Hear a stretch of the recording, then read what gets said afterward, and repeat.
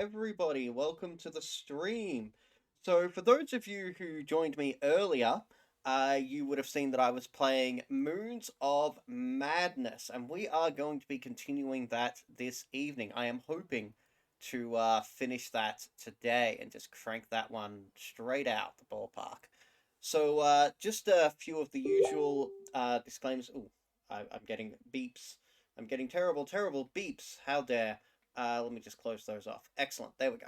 A couple of things that I need to cover off is, of course, the usual. I'm streaming to both Facebook and to Twitch at the moment, but this is going to be a bit unique.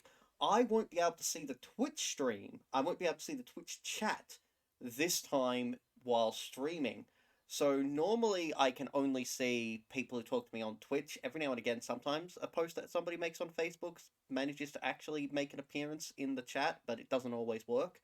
Um, but normally I can talk to you if you're on Twitch, but I won't be able to do that today. So if anybody is watching and wants to help me out, please jump onto my Discord. A number of you have access to my Discord, and join me and just read, like, open up the Twitch, and so you can read chat messages to me and talk to me, so that I can talk to people. So if you're able to join me on my Discord channel, please absolutely do so. It will be on the Rags to Riches Discord channel, which is the RPG system that I am developing and looking at publishing second edition of sometime next year. That aside, as always, I can't promise if this will be a short stream or a long stream, as I do spontaneously pass out sometimes. Please see the disclaimer. And the opening music was My Spring Your Fall by Falcon Shield, featuring Rena, who has a wonderful voice, and Falcon Shield is a wonderful artist. You should absolutely go check out their stuff. All right, all of that said and done, let's open up Moons of Madness and pick up where we left off. So, there we go. That should be working quite nicely. So, yeah, there we go. So yes, as I said, I do have difficulty seeing the chat today. So if anybody wants to join me and translate, communicate, anybody who joins in chat would be freaking fantastic. But otherwise, let's get to the game. All right, I need to press enter. All right, so a bit of a recap of this game for anybody who is, and I saw just before I jumped in that I already have a few viewers. So hi, thank you for joining us. A little bit of a recap. We are working for a private company on Mars. We have some connection. Our mother was apparently a researcher into occult Lovecraftian stuff.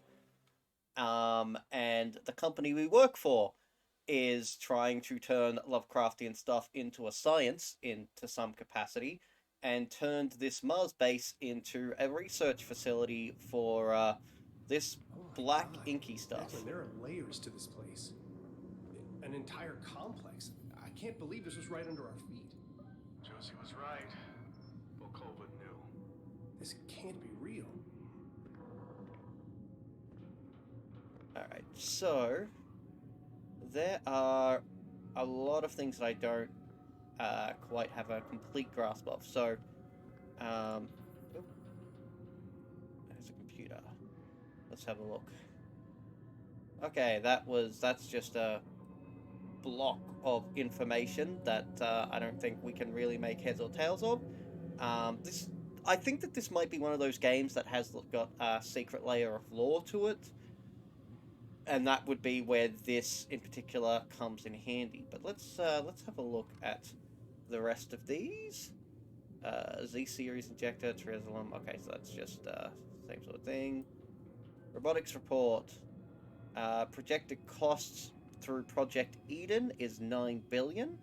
Production cost was 1.6 billion. Active knock, inactive knock, lost, irreparable, upgraded, repair, blah blah. Complications, units do not operate as speculated in Martian atmosphere, adjustments being made, assessment, operating well above standards. Okay, so that is some interesting information here.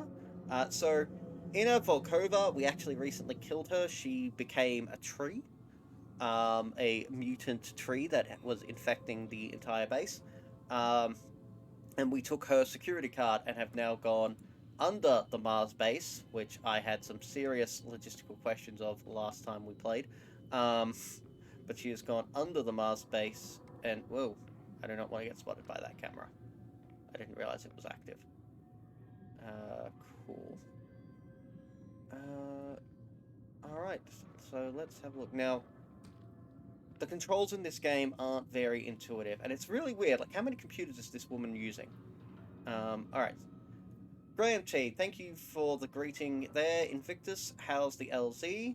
Wilcox, landing site is clear. It's a little dusty, but it's home. Graham, Roger, system check says we're good for approach. Current course puts us in atmosphere at 0842.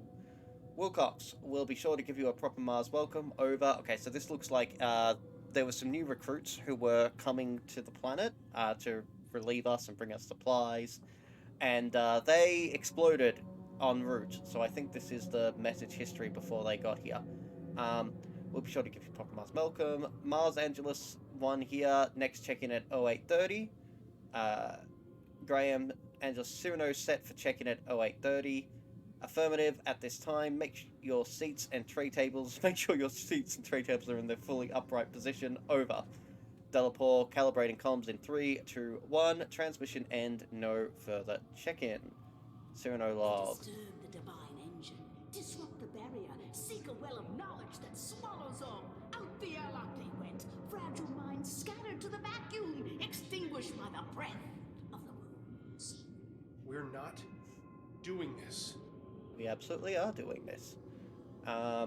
So yeah, that was another thing that I had. Like, this isn't a bad game, just so you know. Like, I am leaving it with relatively fond memories, but the character responds to things before we get the stimulus. So he'll jump, and then after he's jumped, the thing that he's scared of will flash on the screen. We will hear noises, and there will be nothing going on. All of the bad guys, most of the threats, we can just walk away from. We don't even have to run almost every single time. There's only been 1 or 2 times total that running has actually been a thing I've had to do, and I'm not even convinced I had to do it for one of them. So, it's not been a very scary game, but we are not caring how scary it is. We are looking to see if it tells Lovecraftian horror. And as some people will tell you, some people do not even consider Lovecraftian horror to be that scary. So, you know, it could be not scary and still count as a Lovecraftian video game. That's perfectly fine. But let's read this. So, command issue log, nav updated, orbit aligned, negative on visual, sensors detecting electronic pulse, strength minimal, magnetic faint but increasing upon flyby, advise. Command, coordinates confirmed, processing description. Command, mission parameters updated, coordinates sent, RADC updated, arrival time delayed, Mars Station Invictus crew notified. Cyrano, received, coordinates confirmed, report upon arrival. Cyrano, unauthorized signal detected, EMP detected, maneuver aborted, power diverted to subsystems, description, sudden power surge upon approaching Deimos orbit. The signal's intensity increases, EVA full landing system repair. Cyrano, nav systems damaged, thruster malfunction, RADC updated, RADC updated, RADC updated. Command, response needed, comms channel open, response needed. Cyrano, hatch malfunction, entering atmosphere, heat shield malfunction, error. Command, confirmation needed, response needed, response needed. Cyrano, catastrophic failure, data transmission triggered, signal jammed, and report. Okay. Doesn't quite sound like command was... Like, either command was trying to active monitor what happened and they knew what was going to happen, or they had absolutely no idea. Probably the latter, but let's not put it past them to have planned this in some capacity.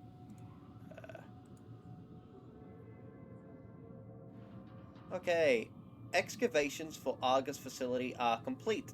We're in that at the moment. The Central Robotics Hub is at full capacity with better than expected modal rotation and mechanical degradation well within tolerances. Air circulation systems in visitor area and interrogation are operational. Why do we have interrogation? With a proprietary mountain stream scent added to oxygen supplies. Security systems online and assigned alert designation based on Manticore guidelines, ready for inspection. No current expansion plan at this time. Recent increase in malfunctions has slowed progress on transit systems for subterranean officers. While not at expected range, specificity and consistency of repairs needed has been logged. Suspicious activity report submitted to control. Resources have been diverted to drilling operations. Following the recent discovery of an ice vein, geothermal systems have increased significantly during this period, and energy systems have been fully converted from secondary solar to underground systems. Once again, makes you wonder how people didn't notice these things going on, especially those of us, aka me, who part of our job was to monitor the power outage of this place. Progress reports. Containment is only at 54%. That's a bit concerning. Eden Site A, 11%. Eden Hub, 4%. Okay. I wonder what the Eden thing is. Ah, that is a weird force of habit I seem to have developed for no good reason. Sorry about that.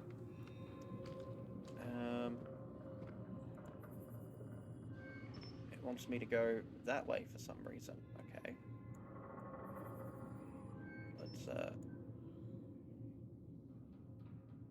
Let's try and lock it in that position.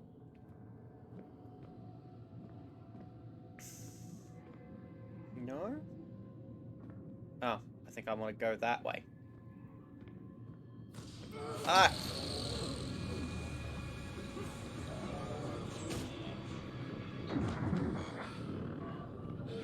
I want to get away from that. Is that gonna... That is just gonna keep following me, isn't it? Can I get away if I just back up slowly?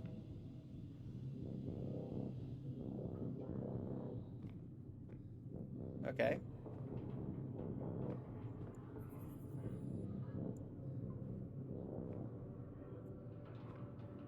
That is a terrible security system.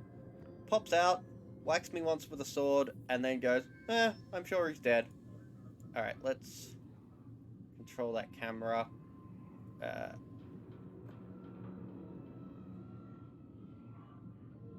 And just park it over there. That's another problem. I don't believe at any point I should have had control over the camera. I just do. It's not, like, the game has gone out of its way to explain, oh, hey, you just got this upgrade, you just got this upgrade. Nope, I always had control over the cameras. That's just a thing my wristband does.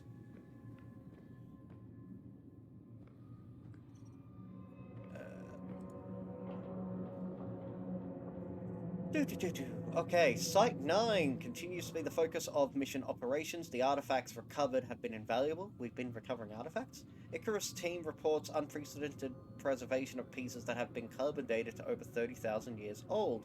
Secrecy has been difficult to maintain, but no authorization has been given for Invictus team clearance. A relief, a pedestal, a statuette, and a pendant, andesite, olivine, another statuette, a figurine, and a serpentine staff. Okay. Discovery of preserved ice vein beneath site during geothermal excavations. Resources diverted. Outside operations continued at reduced priority. She's doing all this by herself. Like, all this work is being done by her alone, with 4 of the rest of us up top somehow not noticing her getting away and doing all this work. Don't know. I don't know how she did it. Anyway, samples returned negligible, low priority. Basalt deposits are promising. Increased activity due to microbial samples. Initial scan and sample analysis. Scan sample analysis complete. Approved Site 16. Initial scan and sample analysis. Microbial samples. No signs. Microbe fossils. No signs. No signs. No signs. Fossils discovered. Crystal formation report. Cyanobacteria. I can say these words. I think. I think that's how it's pronounced anyway. Recommended action: stand by to divert Invictus team after Cyrano crew relief. Divert excavation efforts upon update from control. Okay. Wait, I think there was one more, wasn't there? Try. Nope, that was it.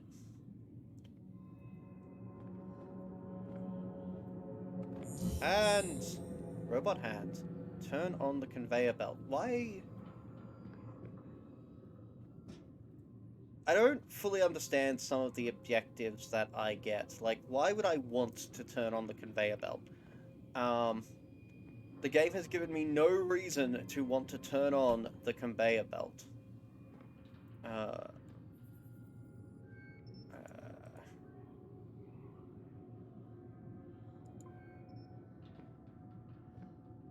and just...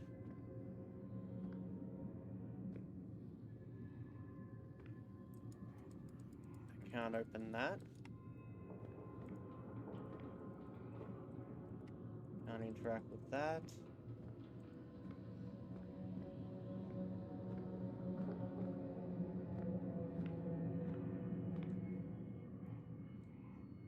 Well, at least the robot making machine is still working. Sure, that won't come alive and attack me. Alright, I do need to go over there somehow. Okay. It does say I need to go through that door.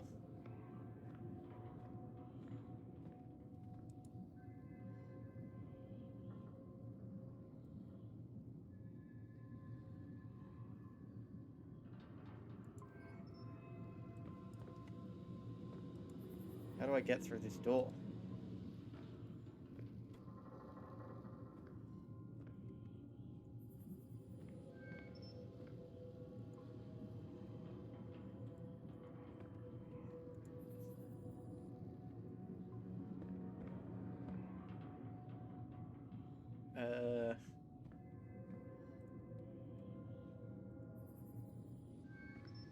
Okay, yeah, definitely have to go through that door, but...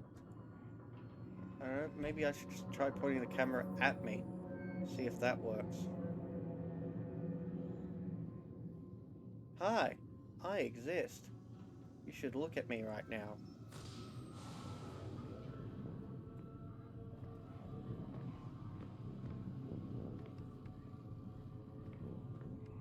I'm sure that'll be fine.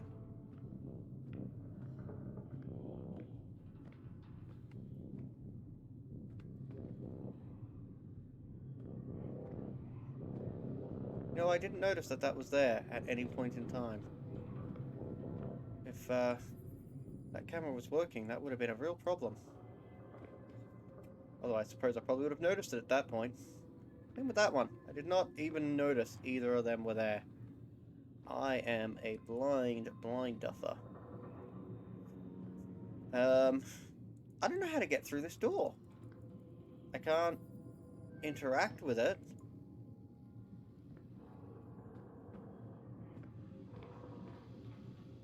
Hi, yes, look at me.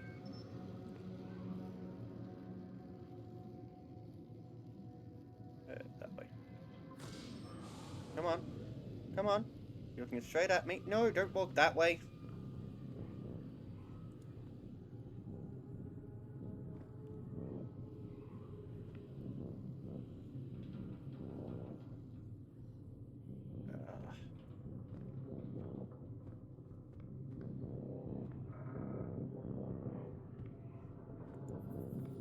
What an exciting game this is. So this is actually, a lot of the game has been like this, where it just seems to be, you know, oh, you're telling me to go that way, but you're giving me absolutely no indication of how I am supposed to do that, even remotely.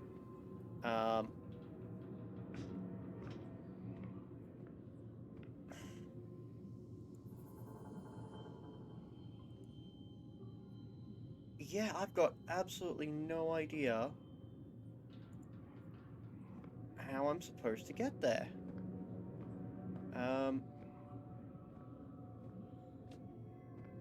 This doesn't allow me to walk around. That just takes me back to that other area. There's...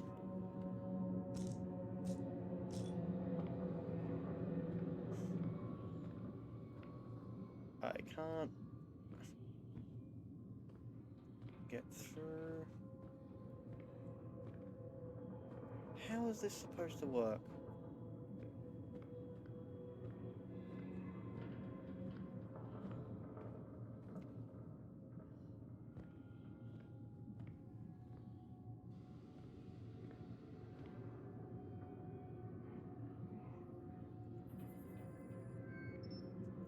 There's something else I should be trying to control? That, maybe?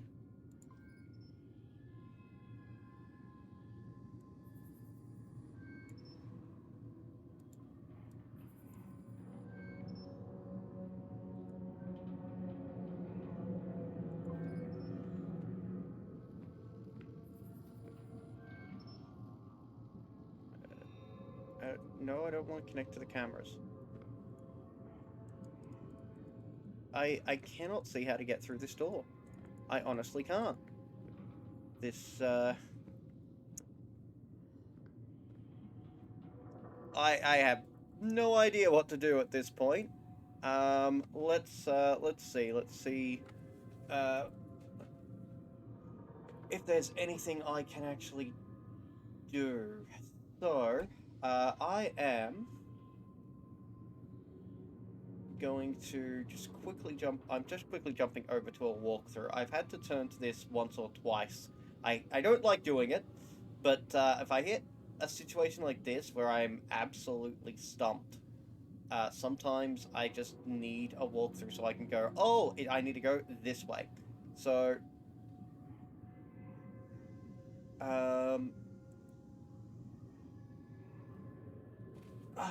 let's see. Go to Icarus. I don't think I've done that yet. Have I done that yet? I think this is the section of Secret Keepers. I think that's the title of this one. The obstacles atop the conveyor belt up ahead block Shane's path. To get the conveyor belt moving, you must connect to the security camera beyond the doors. Yep. Aim the camera at the circus box and remote control from the camera to the circuit box. Okay. Let's try that then. Connect. Can I... How do I... I've never had to do a remote control from the camera. How does this work?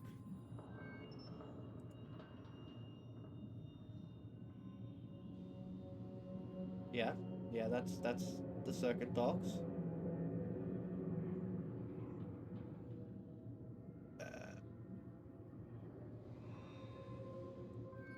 Connect. Okay, that was weird. This game does not like to give you tutorials at all, of any kind.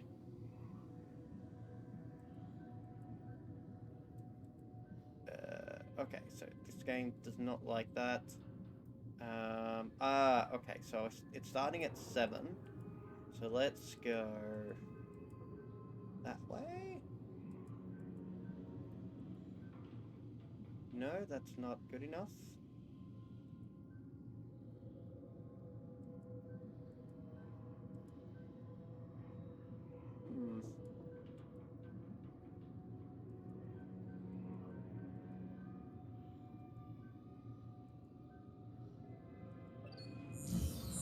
That turned on the conveyor belt. I should be able to get through the room next door if I head back. And fortunately that isn't working, but now that one is.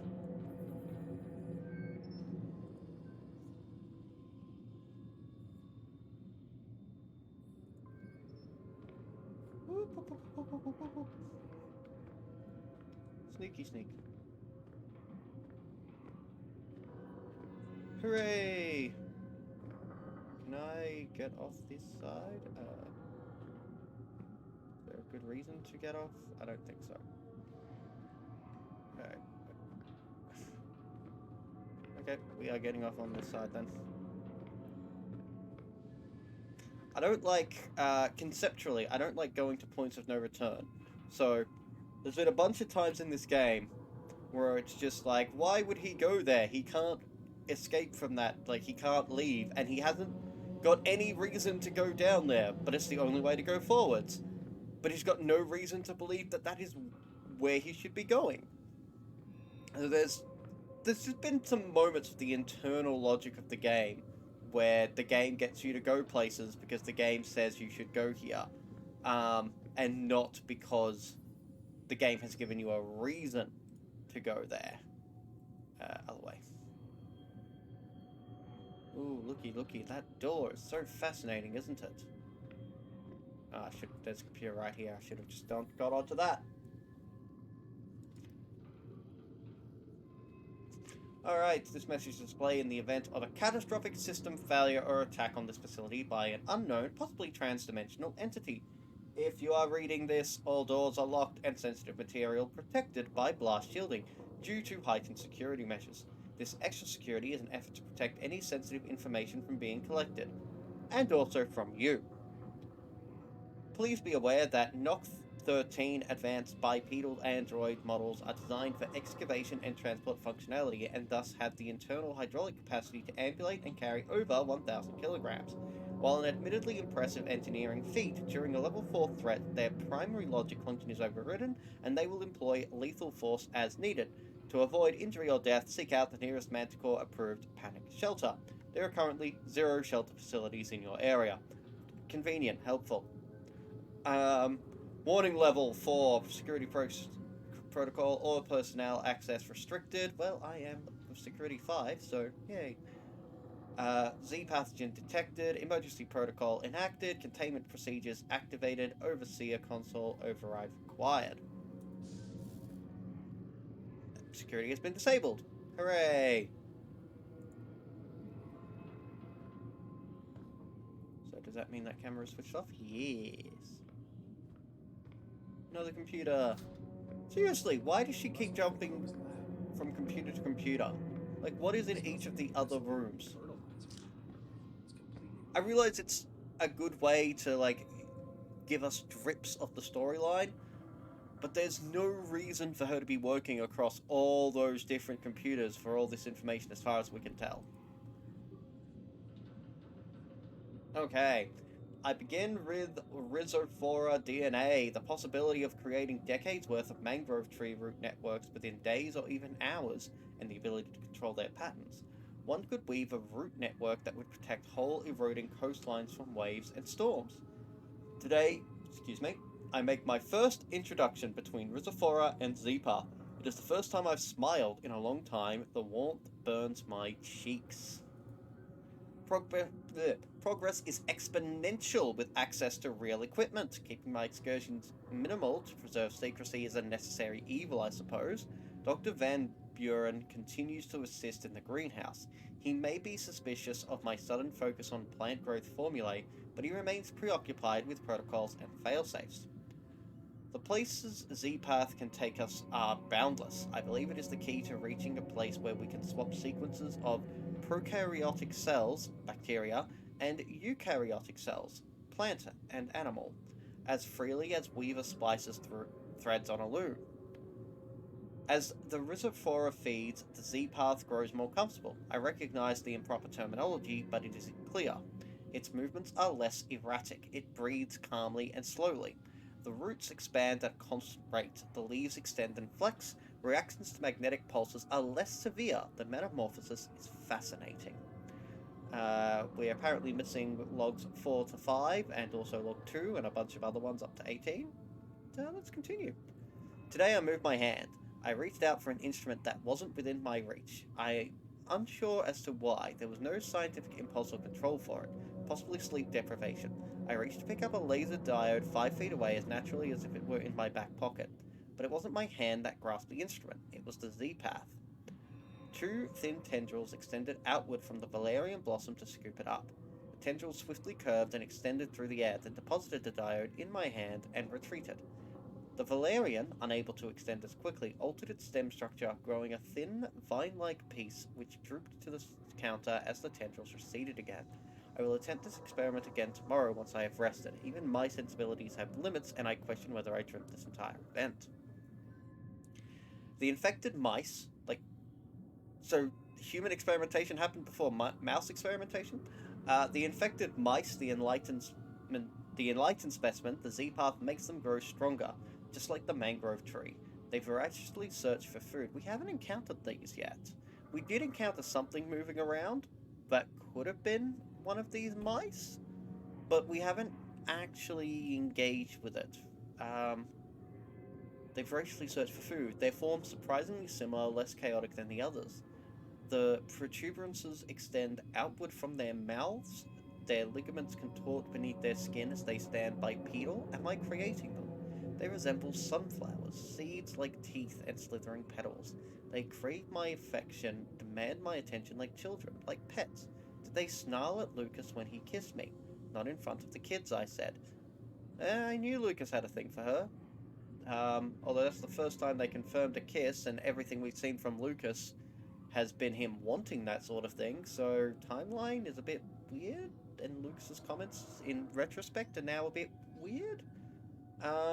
Still, but they are not my children. Are they not all my children? The Rhizophora, the Valerian, blah blah blah blah blah. They have all shared in my blood, sucked the sweat from the tips of my fingers. I tell them how to grow, and they stretch outward to the infinite. The connection is undeniable. Doesn't sound like your children. That sounds like you created a psychic link, and they are now extensions of yourself. Which is one way parents look at their children, but that's a different conversation. Betrayal! The Z-Path spoke to me today, not in words, but I felt it as it moved along the walls of Argus. I could taste the metal on my tongue as it slithered into the cracks between the seams. I told it to stop, and it obeyed, patiently waiting for me to descend to the elevator. My daughter was excited to see me. It wanted to show me something. A computer monitor flashed, and I saw Van Buren standing over the roots of the mangrove, injecting a serum into it. My body shuddered as the Z-Path trembled. How could he betray us like this? We will make him suffer for it. So yes, that is the thing that he talked about. Lucas was just like, I am concerned and I want to say things. I'm just going to kill the plant that is overgrowing the facility and then talk to you. So that's her side of that story. She grows so fast, Rhizophora, my child. She was so hungry today. The blood meal was not enough. Her teeth are so sharp against the flesh of my breast. I nursed her for an hour. My head swims. Alright, new project. I have made my decision. I can't understand why I hesitated so long. Why did I allow them to control me? I will escape this prison. Orochi seeks to contain me. Lucas destroys my children. The walls themselves betray me, moving closer, stifling my work. This frail human body betrays me. Tired, sleepless, the muscles ache and twist, circulatory and nervous system trembling so I can feel my heartbeat shuddering. My plants feel the vibrations that travel on vectors our feeble senses have yet to even discover. They call out to me, my children. It has already begun, my child. I touched its hand, and the blackness encircled my wrist. The Z-Path swirled into my system, and it speaks to me in tones. It beckons me to the mangrove tree, and there we will embrace. Together we will remove all impediments. The work will be glorious. And then I killed her. So that is that.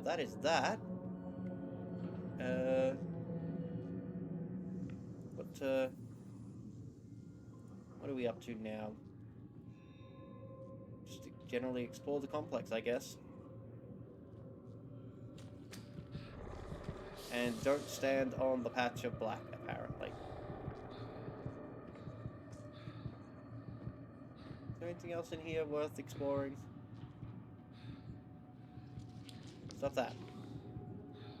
Bad. Bad slithering mass. Don't make me walk away from you.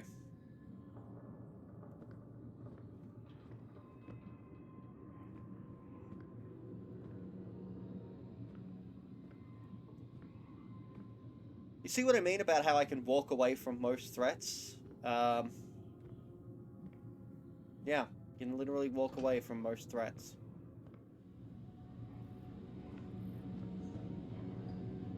Please don't turn on. Please don't turn on.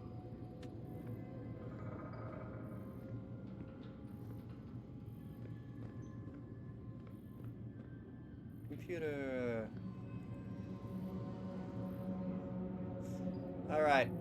Wilcox, right now we have a job to do, but I count 7 bodies, Declan, and when we make it home, and we will make it home, I won't rest until I put a bullet into every single skull responsible for this. So this is current. Shane's on it. You weren't serious back there, were you? I'll see what I can find out. So Newhart S is me. I am Shane. Declan. Shane, we made it to the door. Definitely not Orochi. It looks ancient. So this is a conversation that we actually just had a little bit ago. Are you hearing this? I've walked by it 100 times. Second, there's an elevator in the center of the research lab. The server room has an elevator, and that's the conversation I had just before I came down here. So apparently it's monitoring active communication still. Because that conversation was had after I killed her. Don't kill me.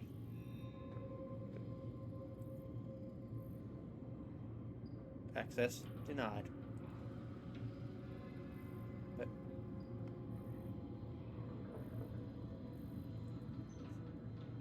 The CEO of Orochi? Holy shit, why is this here? it's an excellent question. Why is that here? I mean, that's her dad. That is something that has been established. That is her dad. Excavations continue security level 10. He is way above her. Excavations continue, although progress is hampered by drilling equipment, shorts, and droid malfunctions. Control has authorized an increase in NOC 13 series droid presence. Damaged units have been noted, but the continued push has made it necessary to leave these units behind. Current objective is to discover the source of a centralized energy anomaly. Recent incident during infrared mapping, NOC 13.09A, reported critical systems failure before complete deactivation. Upon attempted recovery, NOC 13.87B, video feed displayed the droid shattered into pieces, rendered unsalvageable, distinctive teeth markings, traces of carbon material, and saliva. Report logged with control. Pyramidal marker unresponsive, deterioration renders dating negligible. Potential items here are indistinct, poor quality, analysis of site inconclusive. Additional assets diverted to Site 9. Site 9, I believe, was the Eden site, I think. Initial visual inspection shows an expansive entryway with carvings that suggest a combination of mechanical and hand tooling. The bas relief murals are carved directly into the natural gneisses, and olivine deposits that form the cliff face. Each of the tall columns and pedestals display a detailed frieze featuring repeated phrases in what appears to be a 3-dimensional language structure. Well, that's interesting. I'm not sure how that would be physically represented, but that's kind of cool. M90 Badger 2 dispatched to cave in near the entrance. X-ray reveals several side tunnels and entryways which should provide passage to deeper areas. Okay, I think I found what we're looking for. Copy. We're at the device now. The network used an algorithm to brute force a solution. The key requires a high-frequency vibration. Tune your biogauge scanner output to 31 kilohertz. Got it. There we are. And we have an activated Martian artifact. We're in business, Shane. Why are you Nothing activating here says it? what the next step is. Now you got us this far. We'll figure it out from here. Don't Thanks, act. buddy. Thanks, Shane. Dr. Shane Newhart, your lead spy operative. Taking care of business. Why are you doing that? Okay, so, for a bit of context, what happened was we were separated from the others for reasons, which we haven't explained to the others. The thing that they're about to go into, we've been in and we haven't told them. So, they're off elsewhere because the incoming ship, Cyrano, that exploded in atmosphere as it was coming down, and they went to salvage and try and recover and find out, okay, what's going on here, and they found this living cave sort of situation, which again, we've already been in and we did not tell them. And now they're like, we really want to go in there. We're not going to wait for you. Could you just go and explore and just make sure that there are no threats back at base? And we're just going to go try and figure out how to get into this thing. And now, I've just given them how to get into that thing, because apparently they were blocked off and they couldn't do the frequency thing that I could do naturally, because for some reason, that hasn't actually been explained. I seem to have a tattoo that allows me to do things, and that tattoo, that scar, has not been explained at all yet. So there's a mystery that seems to be completely known to my character, or he just doesn't care that it exists. And I'm just like, why are we helping them go in? Why are we doing this? Everything we've experienced should be us telling them, no, don't do it, or just not giving them this piece of information. Don't know. Anyway, the other thing is, he said all that before we even had a chance to read it, so let's have a read of it. Scans of the Martian artifact reveal an extramagnetic signature shared between the device and the mechanism with the stone gate. Considering the connection, I accessed remote control and attempted to discover a wireless connection, first through a magnetic pulse and then a more standard sonic frequency. A sustained high-frequency sound at 31 kHz activates the artifact. As suspected, the artifact was simply a password device, as a key to open the door. I composed a simple brute force algorithm to gain entry into Martian Gate. After 12.31 minutes, the doorway opened.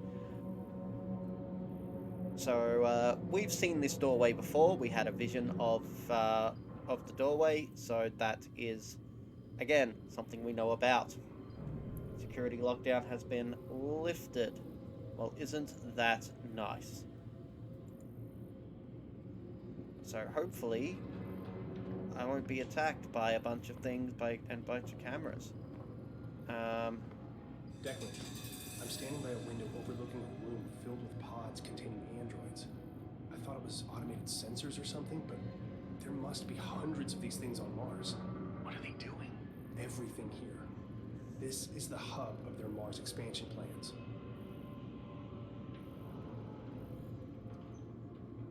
Saw that.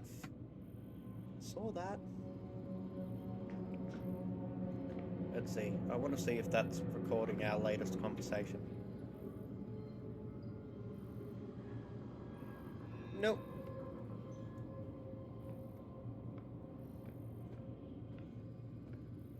I'm not sure hundreds is the right term. We've only, like, dozens? Sure. Hundreds? I don't think we've got enough evidence for hundreds, really. Nope. I can't move this one.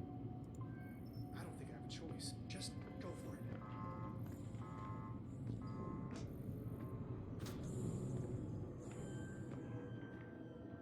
Not even sure I needed to run there.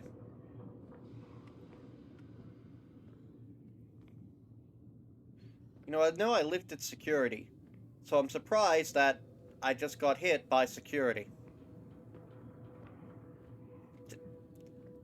It's moments like that, like the internal continuity of this game, you just go, what the hell's going on? I've lifted security twice now. I deactivated it, and then I lifted the security protocols. Why?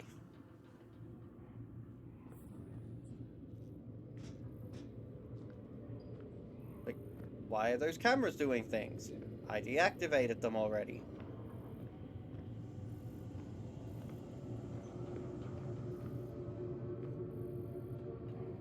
Just gonna... Don't think I can walk around any further. Nope. Imagine if I could just jump a little bit and climb a little bit. Every now and again it gives me a spot where I can climb, and it's lower than that. Like, I should be able to climb over those, logically. Please don't kill me. You're gonna kill me, aren't you?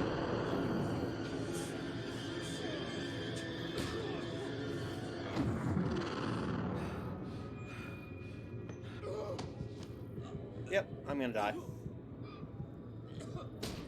I'm not sure what activated that. Ah. So loud. Alright, while that restarts, yeah, it's There's some good ideas in this game. There really is. Where am I at? Please don't tell me that I have to go through everything all over again or something.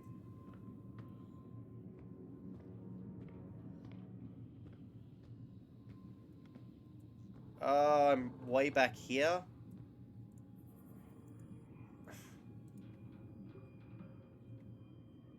Blah, blah, blah, blah, blah, blah. Cool. I don't know how much, but yeah, we're just gonna kind of run through this, I guess. Can't go through that door. I know what's on that side. The splash shields are up. Oh no! CEO, what is this? CEO of Emoji? Holy shit, why is this here?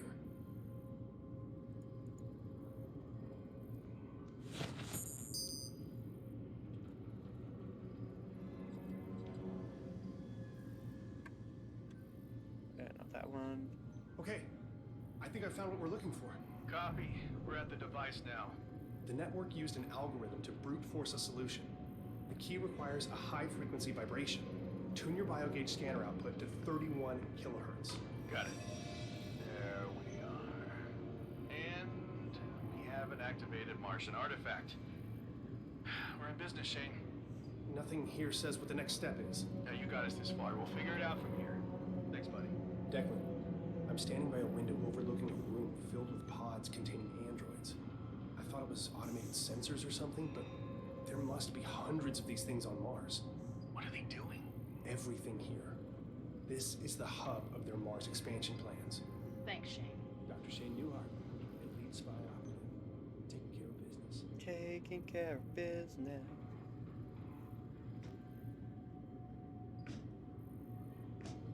Okay. Don't care. Still don't care.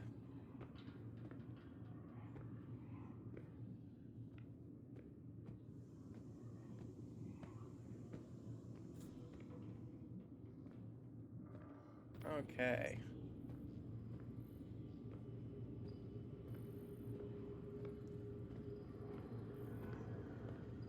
So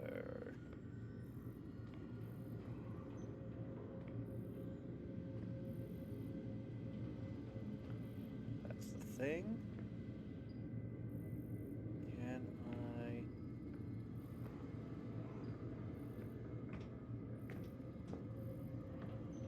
I get past that thing? I think I did. I think I just did. Yeah, I did. Awesome.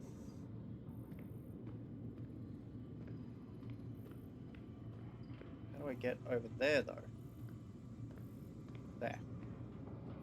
Not sure how I failed to spot that. Whoa! I missed that guy.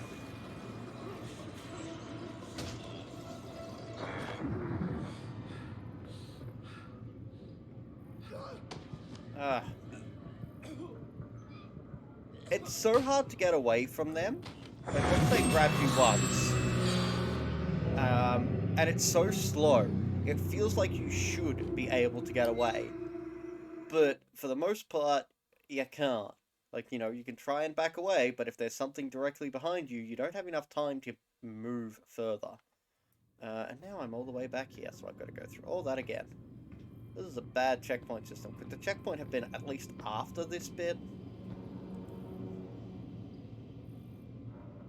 Right. The CEO of Emoji? Ah. Holy shit, why is this here?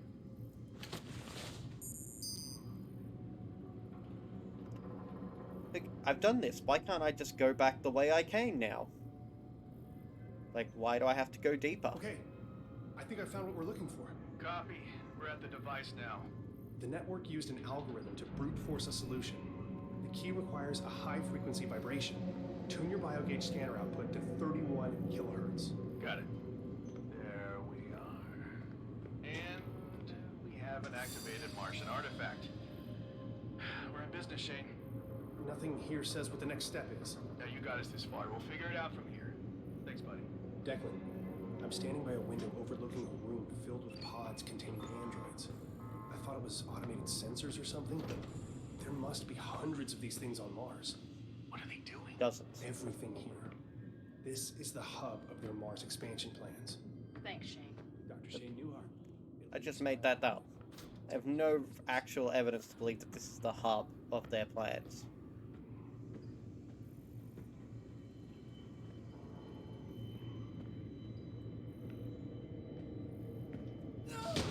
Nope. My bad. My bad.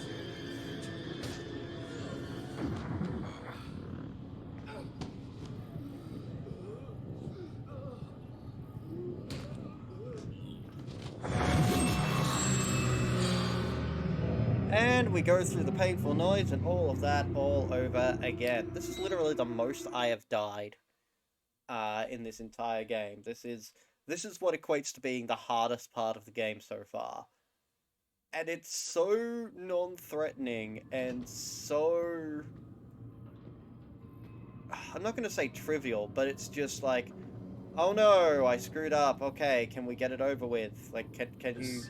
You know, why is it taking so long for the death to happen? Why is this here? I know I'm complaining a lot, but yeah, going through this again and again is not the most fun thing, and it would be so easy to just put the autosave on the other side of the door. The key requires a high-frequency vibration. Tune your biogauge scanner output to 31 kilohertz. Got it. There we are. And we have an activated Martian artifact. We're in business, Shane. Nothing here says what the next step is. Now you got us this far. We'll figure it out from here. Thanks, buddy. Declan, I'm standing by a window overlooking a room filled with pods containing androids. I thought it was automated sensors or something, but there must be hundreds of these things on Mars. What are they doing? Everything here. This is the hub of their Mars expansion plans. Thanks, Shane. Dr. Shane Newhart, elite spy operative. Taking care of business. Taking care of business.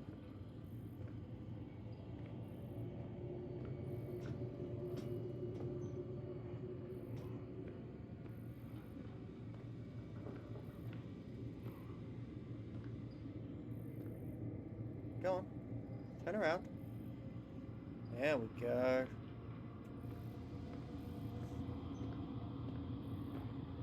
And now that dude. I guess I just frickin' stalk him.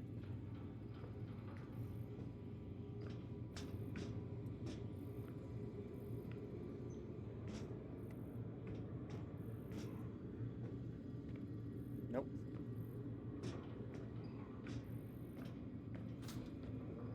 Checkpoint. Checkpoint.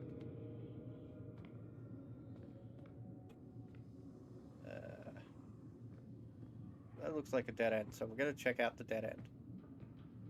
Dead end, dead end, dead end, dead end, dead end, dead end, dead end, dead end, dead end. Sludge.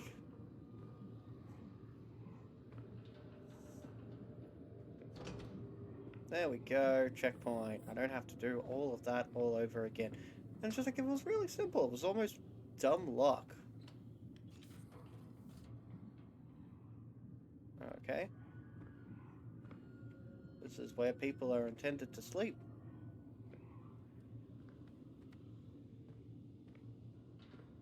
Can I... Nope, there's no interaction function there. I don't know why it let me open that door then. This game doesn't normally reward any sort of actual exploration.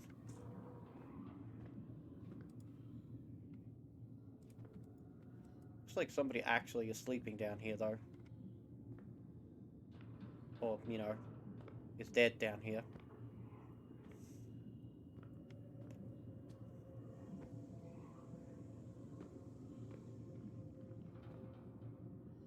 Okay, so I can proceed through there or through this door. We're going to start by going through this door. Into the toilet. Okay. Such a great thing to actually, like, one of the first times in the game that we are actually able to explore little nooks and crannies, and all we get is the toilet. Thanks. Whoop.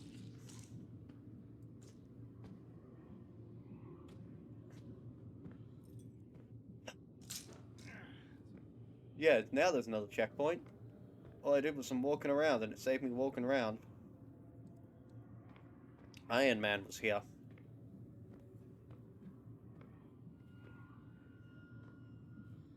Alright, I still have a crowbar, yes?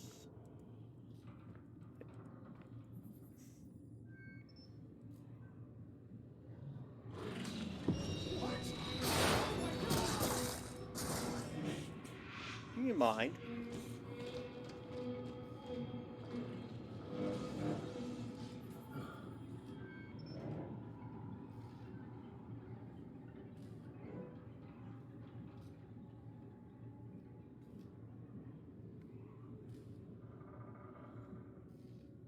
Is there something for me to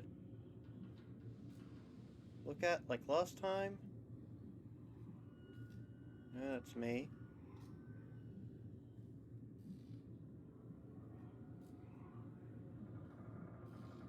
Doesn't look like there's anything for me to connect to.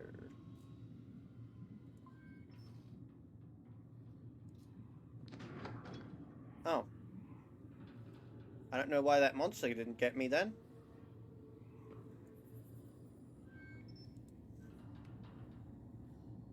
Just gonna look up at the sky, buddy.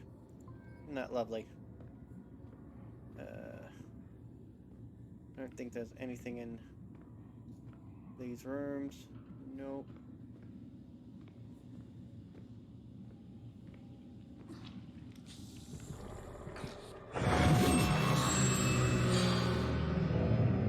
I walked on some black sludge, and it ate me. So yeah, that's basically what playing this game is like. It's honestly, it's a little bit maddening. And I do say that with like all the irony, but also all the seriousness. It is more irksome than anything else in a lot of cases. Like there is actually a decent story here. Let's.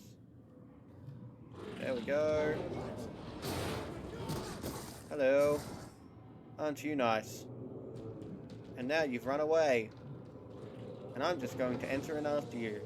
Like a smart guy.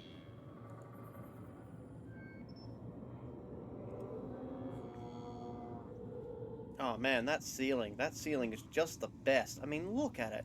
Just look at it. Anything? Nope. Nope.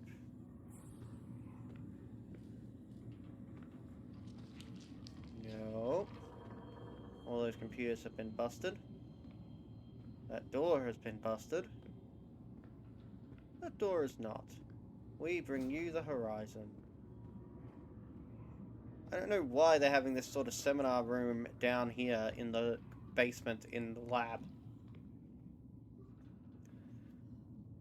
I was approached by Orochi. They interrogated her. What else are they hiding in this Project Icarus? Okay. Did they find her research? Did they find her? I need to know. I don't know, man, but I sure as hell wouldn't stick around long enough to find out. Okay. Oh, my throat is suddenly, Oh, what's up with that? Anyway. Apologies, Father. Suddenly can't speak properly. What the hell? Oh. I swear there shouldn't be anything wrong with me. I haven't been out of the house in a little while, so I don't see why I would have any issues. And I've been drinking coffee, that's about it. But I've also been drinking water. I don't know. That was really weird. Alright. Apologies, Father. The Icarus personnel responsible for the previous email have been relieved. We welcome your visit to Icarus and are happy to provide all information. It is not our place to question your intuition. Your clearance has been updated to access the Icarus level of the Trailblazer Alpha Base via the main elevator console. It will not happen again, Semper Service. Okay. Control. I will personally make that assessment, as I will personally make an assessment as to the continued worth of the Icarus project. Upon visitation in 2 days' time, perhaps then you can illuminate. Oh, this is the previous email. Me on your position. Without Cynthia Newhart's advances, that's my mother. In quantum mathematics, Orochi Group and Icarus would experience a developmental setback of 10 years. Our interrogation process with Dr. Newhart requires re-evaluation due to recent events. I appreciate your assistance in this matter. Thank you, Mr. Chandra. Here is the information you requested. Note, a raw video feed is available upon request. Hey, this game might have video. Servers on the Argus store, your most sensitive information worlds away. That way your business can focus on the things most important. Security, safety, Argus, all eyes on you. Interrogation, Cynthia. I can't accept this. Agent, your colleagues at the university, they deserve the extra facilities. The Cynthia Newhart Center for Mathematical Studies has a nice ring to it. As I've stated previously, no, I'm not interested in a sponsorship program. We are willing to provide whatever you ask. Money, resources, equipment, a safe home for your family. No, get out of my house. Okay, so this is recording at my house. Thank you for your time, Dr. Newhart. I'm sure you'll see it our way soon enough. What kind of researcher rejects funding, even if it is from an evil organization? Do you know how rare it is to get funding? How hard it is? Where am I? Are you comfortable, Dr. Newhart? I'm leaving and I'm contacting the authorities. You can't keep me detained here. Orochi has expressed a deep interest in your research. Each time you publish a new novel, my mother was a novel writer, you expose your knowledge to an even wider audience. This recklessness is unfortunate. Some questions should never have answers. Then, oh right, agent said that, not Cynthia. It's like, then why did you write a novel about it? No, the agent said that. Where did you find these theories? How do you know about the dimensional rift? Cynthia, I'm a professor of quantum mathematics. Agent, did you find an artifact, a tome, a conduit to Agatha? What are you hiding from us? Cynthia, I don't know what you're talking about. I have nothing. You can't refuse us, Cynthia. Neighbors are noticing. It's the work. We understand. But consider a mother with dangerously erratic behavior, dissociative episodes, auditory hallucinations, isolation. What? We would hate to report something that would get your son taken away. F you. Now, Dr. Newhart. It's impressive how much power a threat like that can have, but at the same time, I'm not convinced they have that level of power.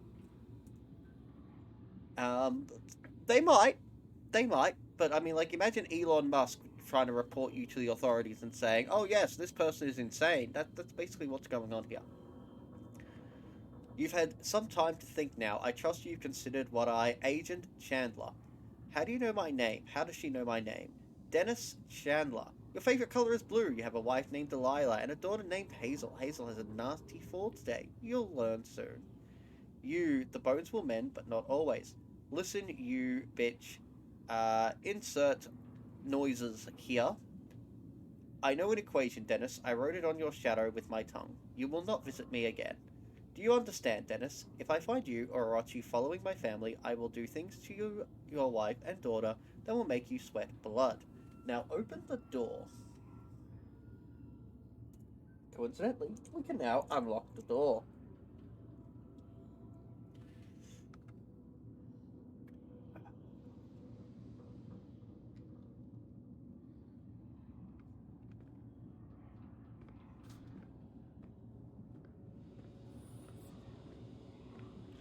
I'm assuming that door is the one that we just unlocked. Well, it really puzzles me what's going on here. I mean, who is this presentation room and everything for, realistically? Remembering that we are miles below the surface in a secret lab area. Like, I get that this might be in plans for the future, but why would they not put this stuff at a surface level? Why would you have to go through labs in order to access the main entry? Shane, the gate is opening. Get over here ASAP. You have to see this. You say that? You are kilometers away, my friend. Kilometers away.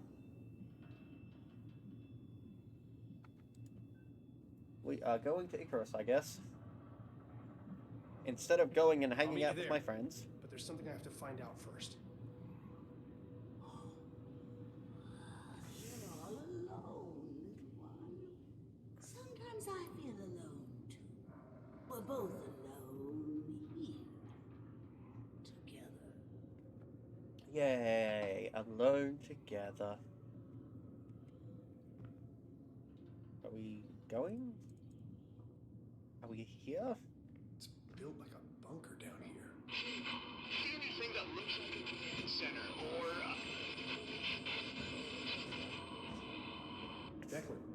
Declan? Of course. All right, Shane. You got this, Chief. I mean, we are pretty darn on the ground. I'm surprised we were getting any signal out at all. They hide like rats under the floorboards. Stick their tendrils where they can. I have seen where they root, slither like snakes amongst the leaves. Okay. Crowbar on this side too, for some reason. Who keeps being down here? I mean, I get it could be the CEO who's physically here, but...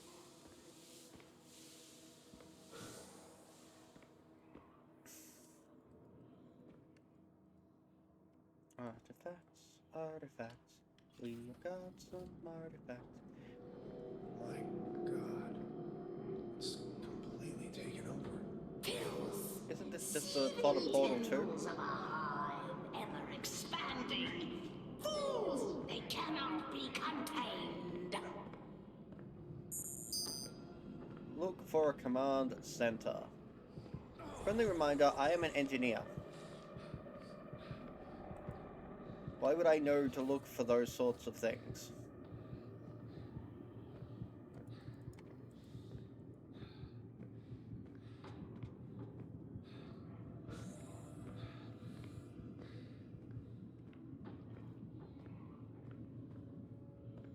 Fuck.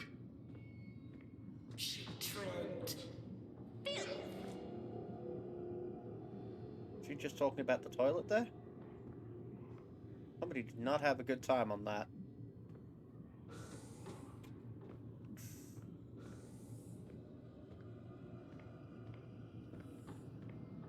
This is probably some of those artifacts and serpentine things that we saw mentioned earlier. I interact with anything? No. Absolutely nothing.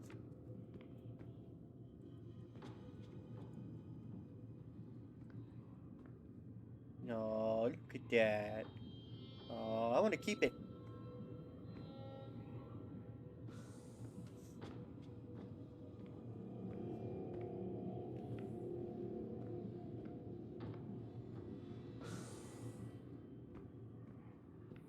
Remember, when in a location that is full of danger, just walk, because you can walk past everything without issue.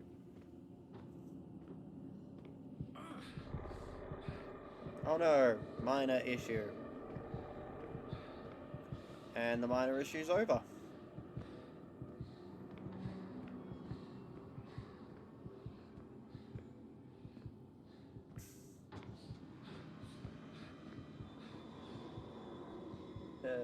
So I crouch through that, I guess?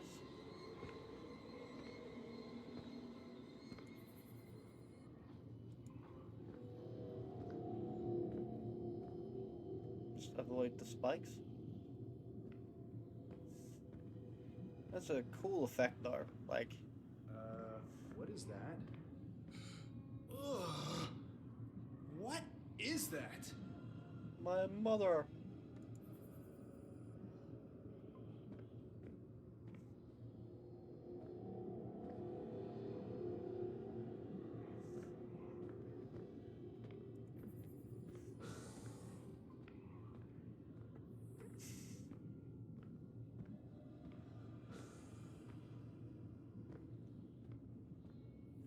Ooh.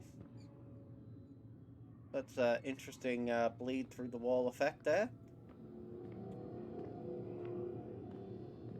Yo, isn't he cute? Yes, you are. Yes, you are. Getting all the Alien 4 vibes.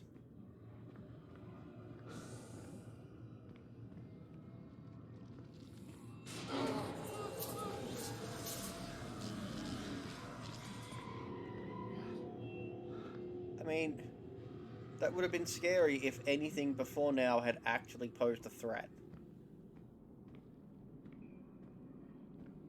It was cool. It was almost cool.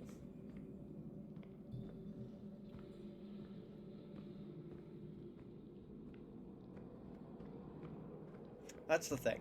I don't feel at all under threat at any point in this game. At all. That is one of the issues I'm having with this game in particular. Like, the internal cohesion, the internal narrative just doesn't seem to completely flow.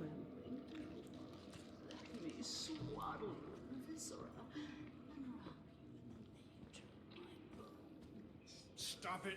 Get out of my head! You could crack open your head like a walnut. And my voice is real still.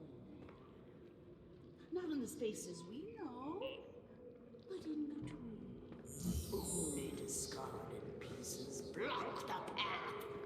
Rain synapses, unanswered question.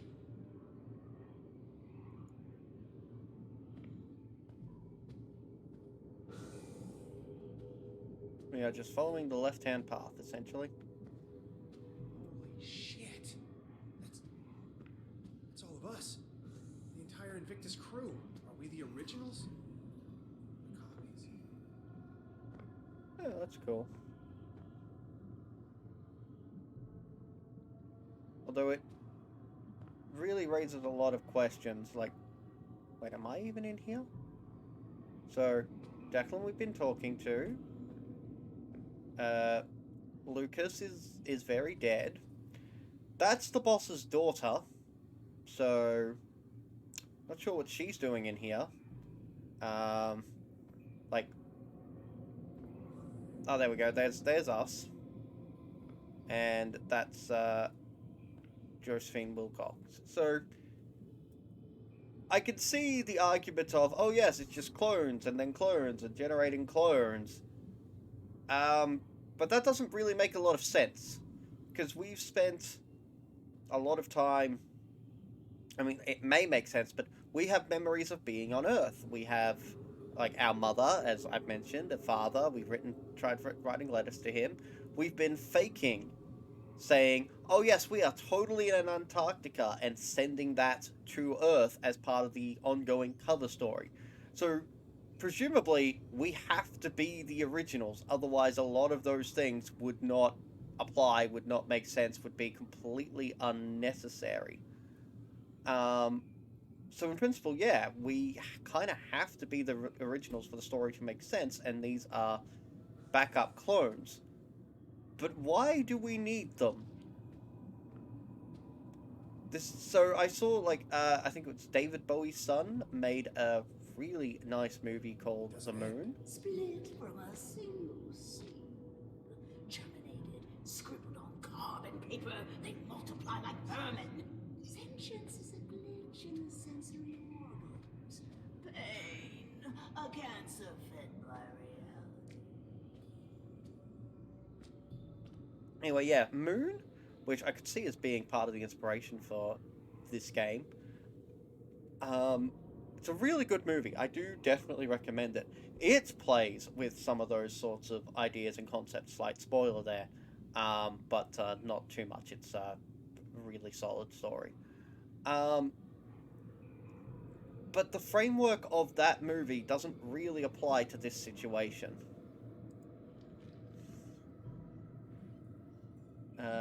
Especially because we had a relief crew coming in.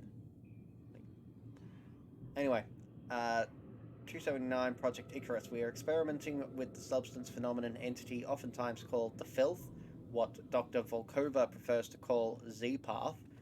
Each sample tightly contained and weakened with a particular regimen of radiation as per the Icarus protocols.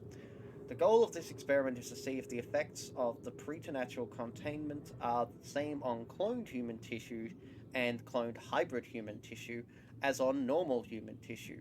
If the effects are not the same, how do they differ? Today we applied minute amounts of the filth on clone cells using the safety protocols and observed. Effects were largely similar, with the molecules of the containment attacking the cells. However, the process moved more slowly than observed before. The filth has escaped. I have sealed my safety suit and performed all the emergency protocols. I have injected the radiated serum as outlined in the procedures. The side effects are intense but mundane, and far better than the alternative. How did this happen? There was no breach. I think the theory that the filth flows, even undulates along dimensions outside of our perceived 3, may have merit. I have sent for help. I am trying not to panic. I am recording the findings this mishap affords. The voices continue. I ignored them at first, congratulated myself on my rationalism, but then the voices learned to mimic my voice, and I thought they were me, and I was the voices. No, that doesn't make sense. The radiation must be working. My limbs have begun to do things on their own, but only when I'm not looking. I have to stare at my limbs very carefully or they misbehave. I've made a careful regimen of making sure to not look at any one body part for more than 7 seconds.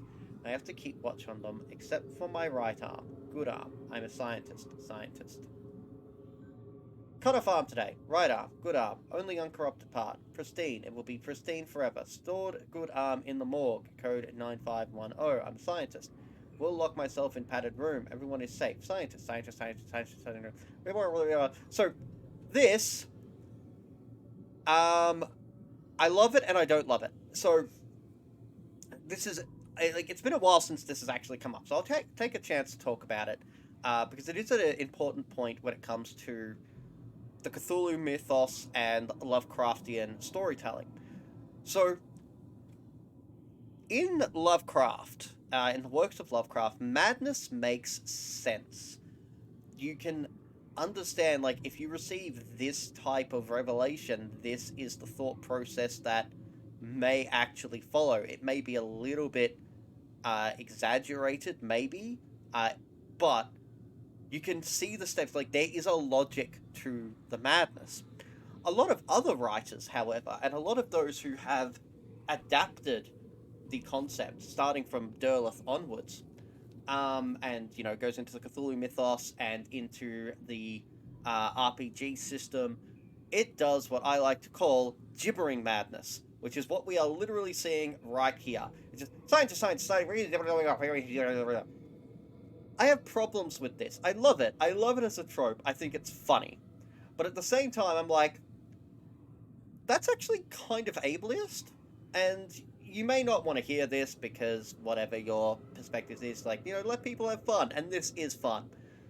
But when we're talking Lovecraft has problems. He definitely has problems in a modern social values context.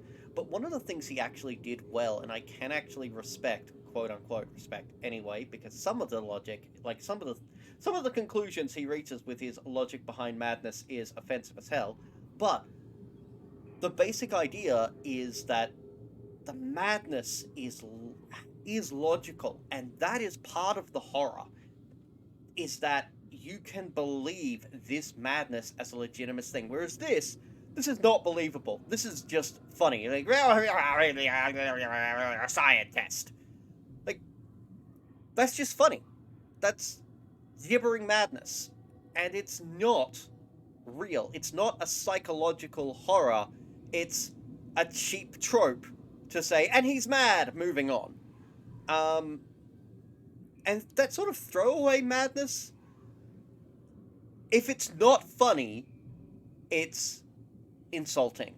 If it's not funny, then it's depreciating and making light of real, genuine disorders and real, genuine issues. Like, I don't want people to play a game like this or read a book, and this has been a genuine thing, not so much these days, but it has been a genuine thing in the past, where people's concept of madness and mental disability is framed by this sort of a context. This especially affected women. If you've ever looked into the history of the term hysteria, Yeah, this is the sort of logic that powered that sort of belief. So, I have problems with this. I find it funny, but as soon as you remove the humor, there's nothing but problems here. Um, and it's a problem that doesn't exist in Lovecraft, and that is one of the things that separates later writers from Lovecraft. He has logic behind the psychology, logic behind the madness, and that is part of what makes it horror. Um, anyway, let's move on, I suppose. Uh, so I need just to generally investigate the area and find a code.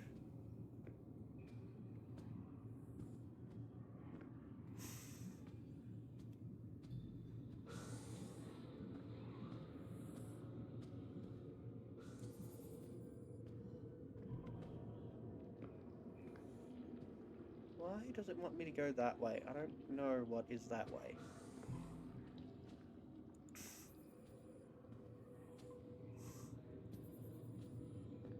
Gotta be a code or something in here somewhere, I guess.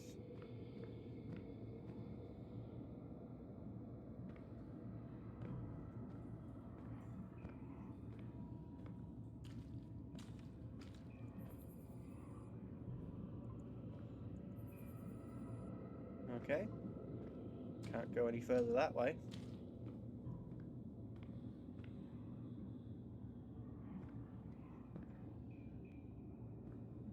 E-padded cell. Do you think that one's the one that had the scientist in it? I reckon it did. Scientist who became that monster that we saw earlier, I guess. Okay, yeah, I get that it really wants me to use that elevator, but I haven't found the passcode. I haven't... A hand scanner. Looks like it opens the door to an elevator.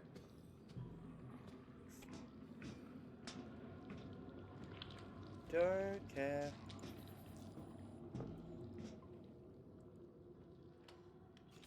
This is where I came from, so I don't...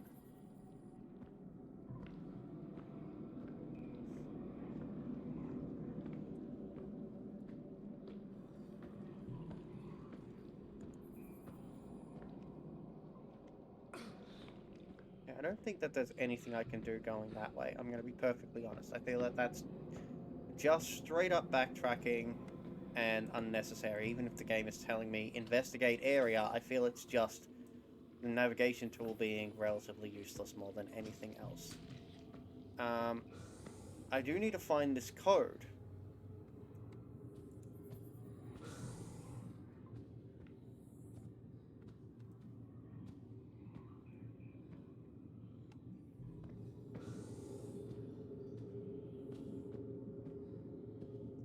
Was there something on here about a code? One by one, they fell to madness and death, just like a child's song.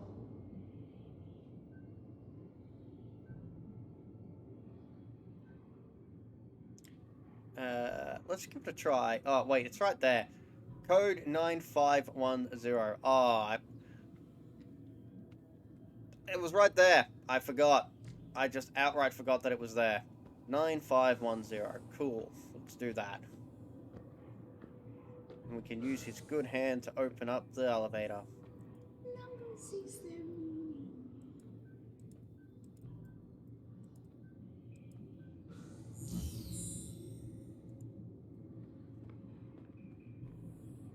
Hand! I need your hand!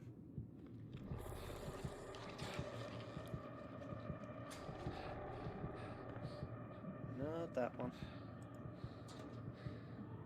Oh god. That's disgusting.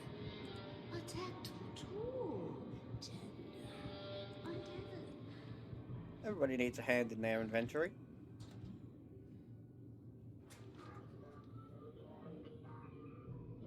Why, hello there. Aren't you the cutest little corpse? Yes, you are. Yes, you are. Don't know what you're doing in the morgue. Like you're a robot. But, hey, guess somebody went insane around here.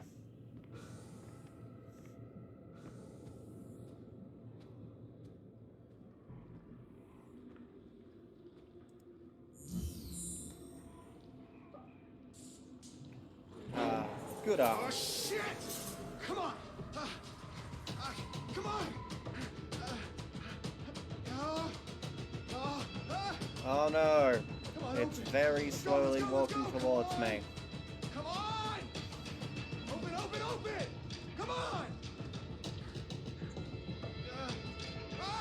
Shit!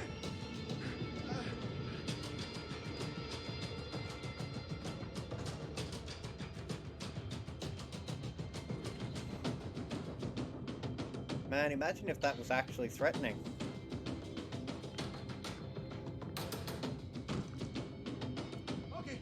Okay, come on, close! Close, you piece of shit, close! Ha! Yes! Fuck you, you plant piece of shit! Wait, why are we going down?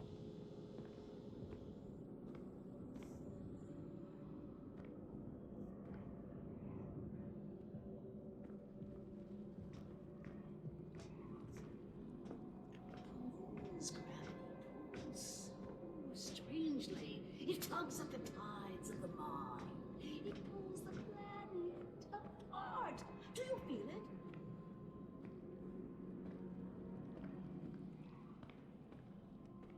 We are at the bottom of the tree. We tried killing it, didn't work very well. Ooh. My mind overlooked a flower, aching for the pollinator bat. I hope moving the eons of inconceivable dimensions to worlds of elder outer eternity. Oh, how wrought casts such shadow. A lot of these words, like, it's not simply, like, Lovecraftian adjectivitis, right? You know, where he just compounded sentences and sentences of information that was just overloaded and just, you know, somewhat conflicting, but just like, and his body had this, and this, and this, and this, and this, all in the one spot, and this, and this, and this, also elsewhere on the spot. Whereas this just seems to be word salad.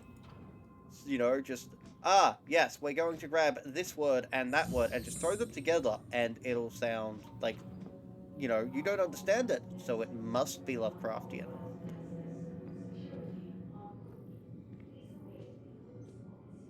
Locked in. What are they keeping here? Haven't I deactivate the security twice now? This isn't to criticize the game, it's its own, like, this is very much in keeping with, Cthulhu mythos stuff. I mean, it is a criticism of the game, but, it's more, from a particular angle, and it doesn't necessarily mean that this is a bad game, or that others won't enjoy it. Meeting at 512? That's oddly specific. It is. Especially given that, who is that with? The CEO of Mochi was here. It makes no sense. On earth. That which cannot. Hey, that worked! An emergency failsafe if Project Eclipse is released. If I can lower the shield, I can get out of this room. How many times have I had to deactivate security? Anyway. The fragment has become agitated. The workers are unable to resist its communications. They scratch its walls, run through the complex, reduced to a wild animalistic frenzy. I was able to close the chamber and enact the highest protocols, but I can hear the voices. I can hear the echoes ring in my ears. I see the crew of Cyrano. I've never seen them before, but I know who they are with all my being, and they stare through cracked helmets. The filth reaching out towards me. I can't stay here. Eclipse has been shuttered. I've activated the proper protocols. I doubt they will be enough. Doors will automatically unlock in the event that subject of Project Eclipse is released. Once it is broken, the rush is upon you. You don't get to be the same person after they get in. Project Symmetry. The numbing agent used in Project Eclipse to keep the fragment under control is created from the strange metal powering the machine in the alien ruins. Since the active mechanisms for sedation is poorly understood, we have taken the precaution of stockpiling a large amount of metal on board the Invictus. In the event of an emergency, the Invictus can be launched. A self-guiding rocket has been attached to the payload. It can be triggered with a code phrase once the Invictus safely clears the atmosphere. Communication specialist Delaporte was tasked with loading the payload and setting up the detonation trigger. Due to the sensitivity of the operation and his location of the off-site communication dish, he is considered the operative with the most chance of success in case of catastrophic event. He alone knows the trigger word and will use it at his discretion. So if he dies, everybody's screwed. Father, the Cyrano has crashed! Okay, so this is a recent entry. Something happened, an EMP. We could not analyze it in time. The filth has reacted violently and unpredictably, spreading like a cancer across the entire base. The Dreamer fragment has sent the workers into a panic, searching for a way to escape.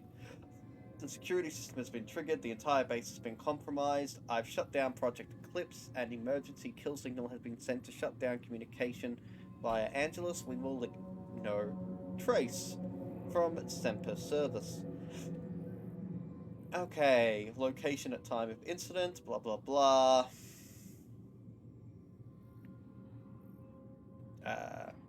Varying details that would probably be of great interest to major lore buffs. The Immortal Engine. Father, as you know, we owe a great debt to the work of Dr. Cynthia Newhart. This site was chosen based on her later work, notes, and research kept under the strictest clearance. While her exhaustive library of equations and scrawled symbology has been daunting, our analysis still continues to see results. Most recently in the acquisition of 2 recent items. You are already aware of the fragment of a dreamer, which we recovered. Research continues into the significance of this fragment and how it tries to communicate. Using the magnetic energy signatures first recorded by Amundsen's expedition to Antarctica, we were able to triangulate the location within kilometers. Though excavations of Site 9, the team is excited to announce that we have uncovered an actual Gaia engine on Mars. A Gaia engine? Okay. Further exploration in the chamber containing the engine has been halted, and we defer to your judgment. We await your determination. So, here's something I find interesting. We have not reacted to all this stuff we've learned about our mother not even once. Not even once.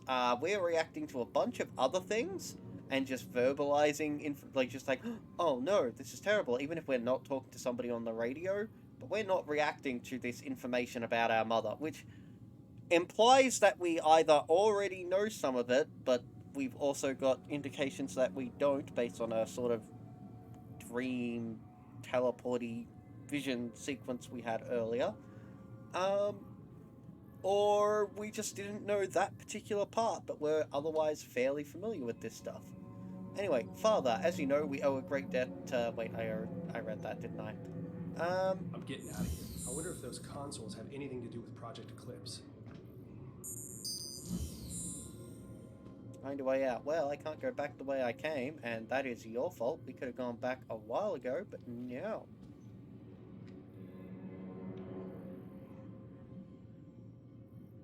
Okay.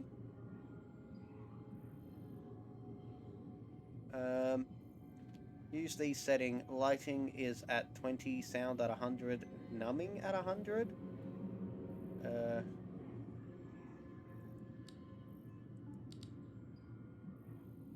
Okay.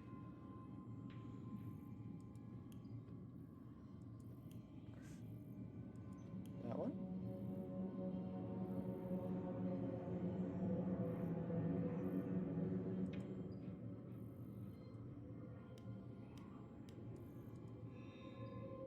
Trying to match it up to that thing. And what's that?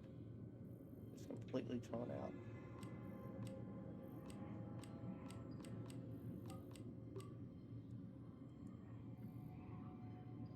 Okay, so that is lighting. That combination, whatever I've just done, brought us lighting. Cool.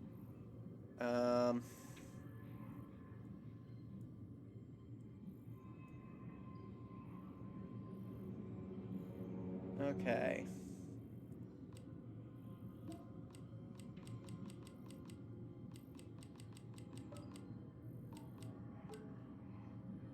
Can I change any of these other ones? How do they react to things?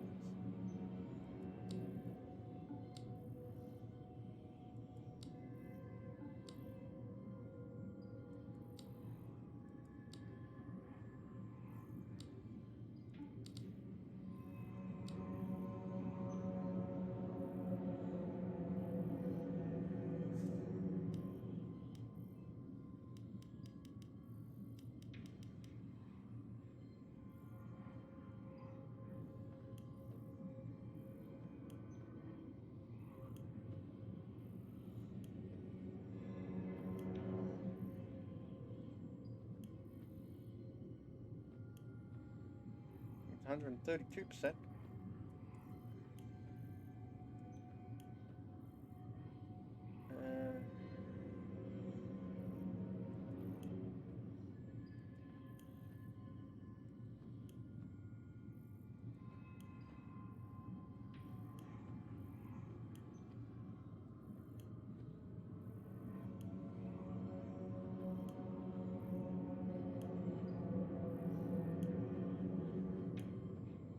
No?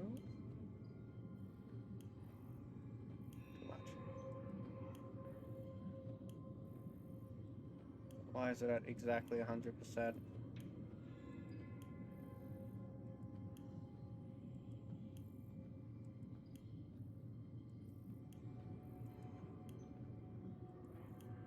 It's too big of a drop. There we go. And some combination is required.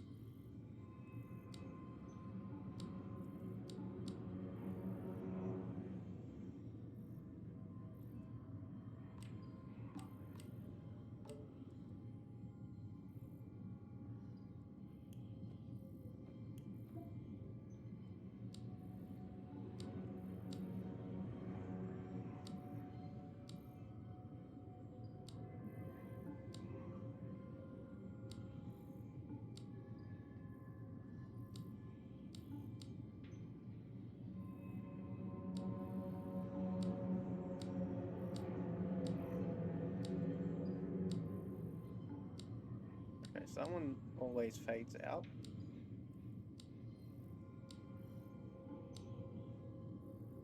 I'm very much guessing here regarding how to get this to work.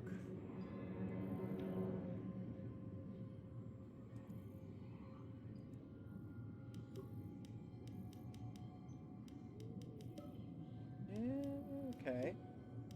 Okay, I think I get it.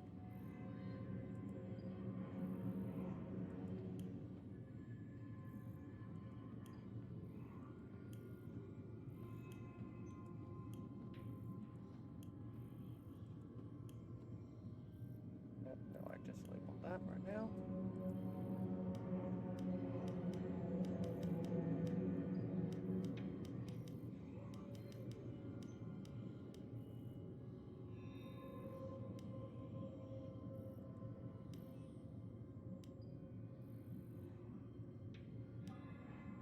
There we go.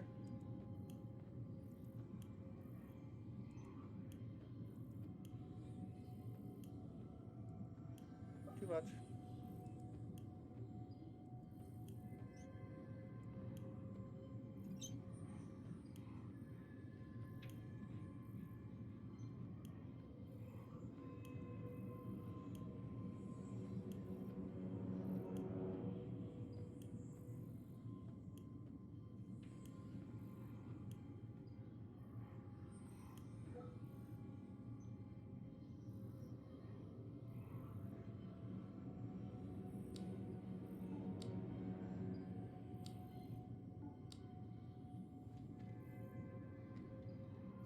Okay. Is there any other clue anywhere else? looks like a... No?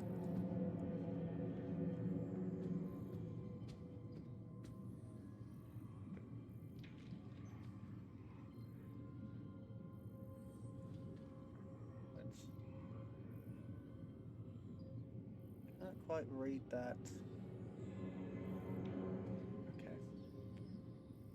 I've got the numbers. I've got the 2100, 100. For some reason, I can't open the shutters though.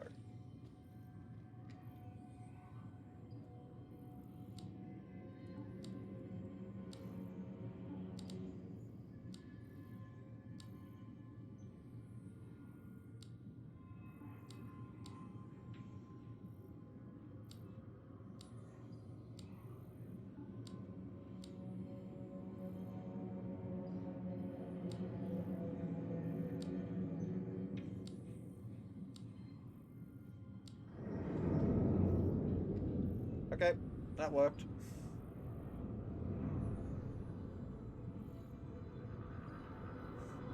Hello, writhing mass of filth. What the hell is that thing? I like to call him Steve.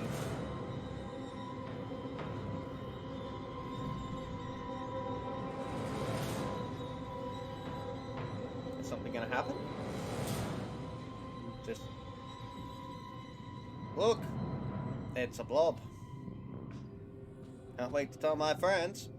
They don't have a blob this big.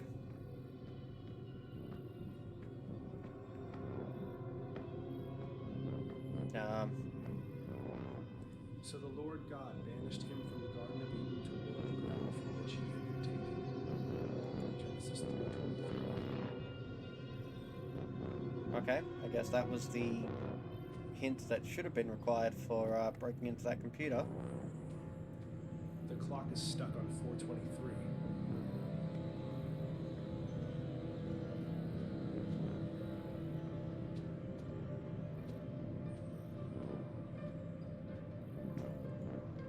We never had that meeting.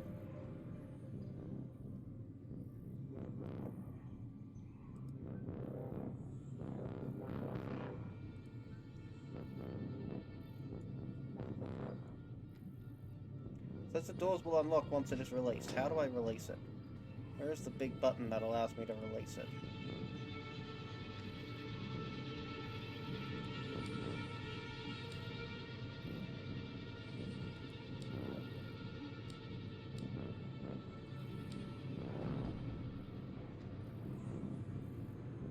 Okay. That was clearly not the right thing to do because it just started that again.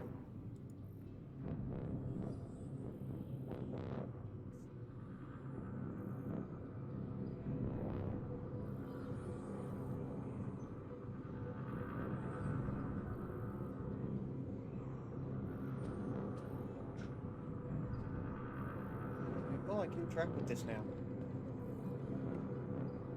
Push the button. That didn't work. There's got to be a hint somewhere for the right setting on these dials. Okay, well, we have two numbers. We've got 512 and whatever when the meeting is, and whatever the time things stopped at. So let's start with 512. That worked.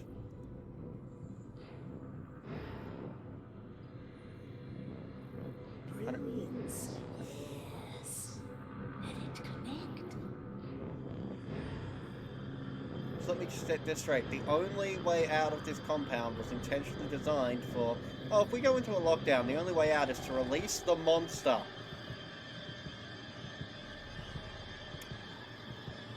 Internal logic. There is none. Oh, hey, it's a door. I'm just going to have a small heart attack. If I go back, does it close? No.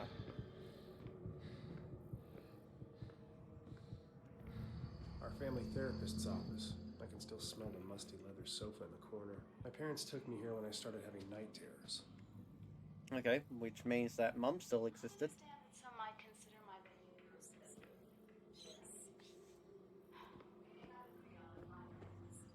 but I can't let it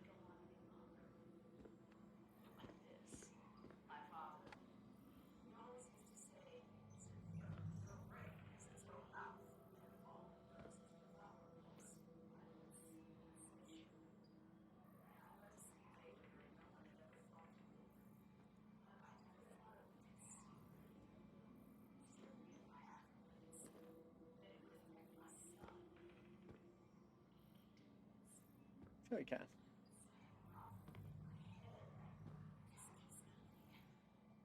will never stop. I know how that sounds.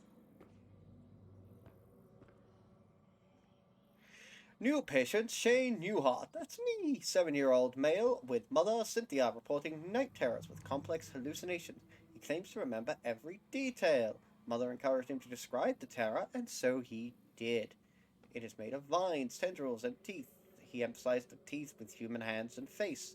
The vines emerge from every shadow and fill the room, twining upon themselves, eventually crushing him to the bed. All the space that remains is a small dark tunnel through which the creature stares at him from across the room. You can see it through his eyelids, and its face inches closer minute by minute. But his mum always wakes him up before the teeth. S became extremely distraught. I don't know why it's saying S, because I guess it's shorthand. And the rest of the session was spent consoling him. For any chance to develop a rapport with him, I'll need to see them separately for several sessions. Calls need to set up a time next week to discuss home life, school performance, her concerns, etc. Week 3. Shane's GP ruled out physiological causes for night terrors. It must be related to anxiety, a lot of tension in the new house. S may be genetically predisposed. Today he showed me the handheld chess game he plays during recess. Smart kid, but needs help with his confidence. Aww. Meanwhile, Cynthia remains a challenge. She answered my questions about S, but was reluctant to talk about herself. Instead, insisted I wouldn't understand. As I encouraged her to give me a chance, she succumbed to a dissociative episode, which we talked about at length once it passed. She called it seeing through the eyes of elsewhere. We will have to revisit this next week. I convinced her to see me as a patient. Okay. So, once again, my character knows a lot more than I do. Hey, the door's open now. So there is definitely a disjoint between the character's knowledge base and my knowledge base. Can anyone tell me how to access the space between dreams? We tried dreaming. Lucid dreaming tends to help. Excellent try, Gloria. Wrong. However, while the roads of Agartha do traverse the vastness of time and space, the corridors between dreams are a separate sort of passageway, and the two only intersect in very rare places.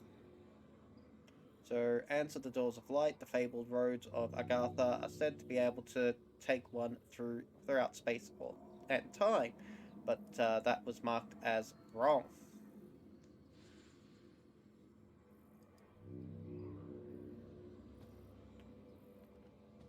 Time travel. Time travel theory. Okay.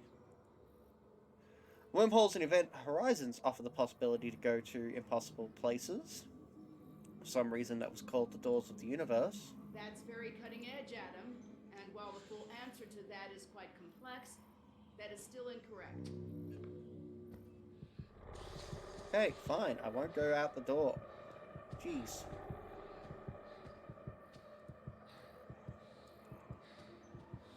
Okay, so we have our two intersecting circles, which I don't think you've had a chance to see yet, but we have that scarred onto our hand. What a distinctive answer, Rupert. That is an interesting theological paradox, but it is wrong. So at the gates of heaven, God holds the keys to the doors of the entire universe, and by his grace are we allowed to enter. I have seen God and it's terrible, I have seen God and it's terrible, I have seen God and it's terrible. I mean, I feel like those answers don't make enough sense anyway. Like, there are so many ways to interpret those sentences. It's like, gates of heaven. So what, Stargate? Is that what you're saying? Stargate? Come on. Come on. Fine. I guess I need to find the real answer, which is over here. Very good. Dreaming ones. The answer is the dreaming ones. The dreaming ones were, the dreaming ones are, the dreaming ones shall be. Not in the spaces we know, but between. They walk serene and primal, undimensioned and to us unseen. They can teach us deep knowledge, secrets past the skin of eternity. Well, that was a nice quote, but I mean, like, again, what is the justification for that? It's just, aha, here is my answer on the basis of nothing. Hard time noticing when it's happening. Yesterday, I saw a light streaming through the kitchen window. A mote. Suspended in the air. I spent the remainder of the day in my office researching. I'm accused of isolating myself. I merely am who I am. I've always been an isolate. Isolated by knowledge. Imagine discovering a dictionary of new words to describe the universe. Words that no one else could ever know. The promise of limitless knowledge to an insatiable mind. Hi, Is Mom. it any surprise I struggle with domesticity? But I had to make a choice. I'm sealing it away. I have to try.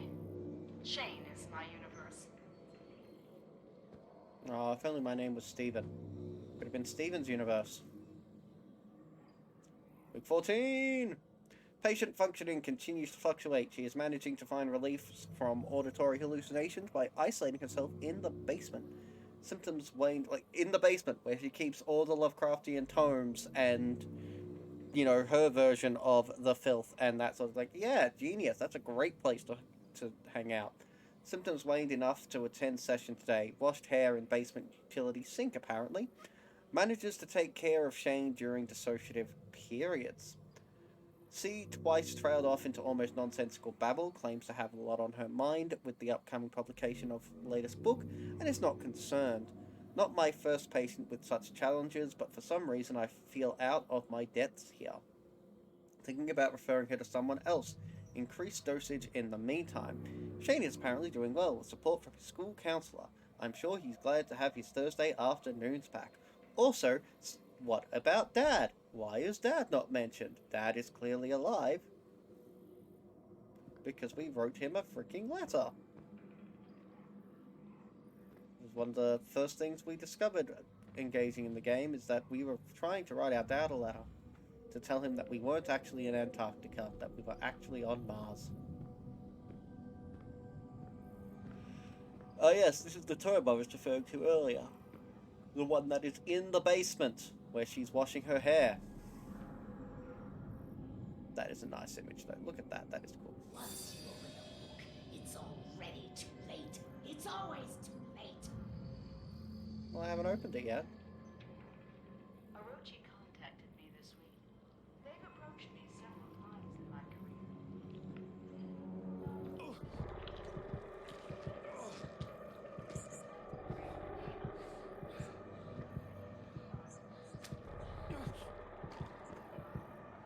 Shane saw inside them.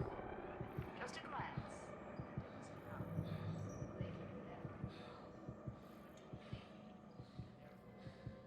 That's my job.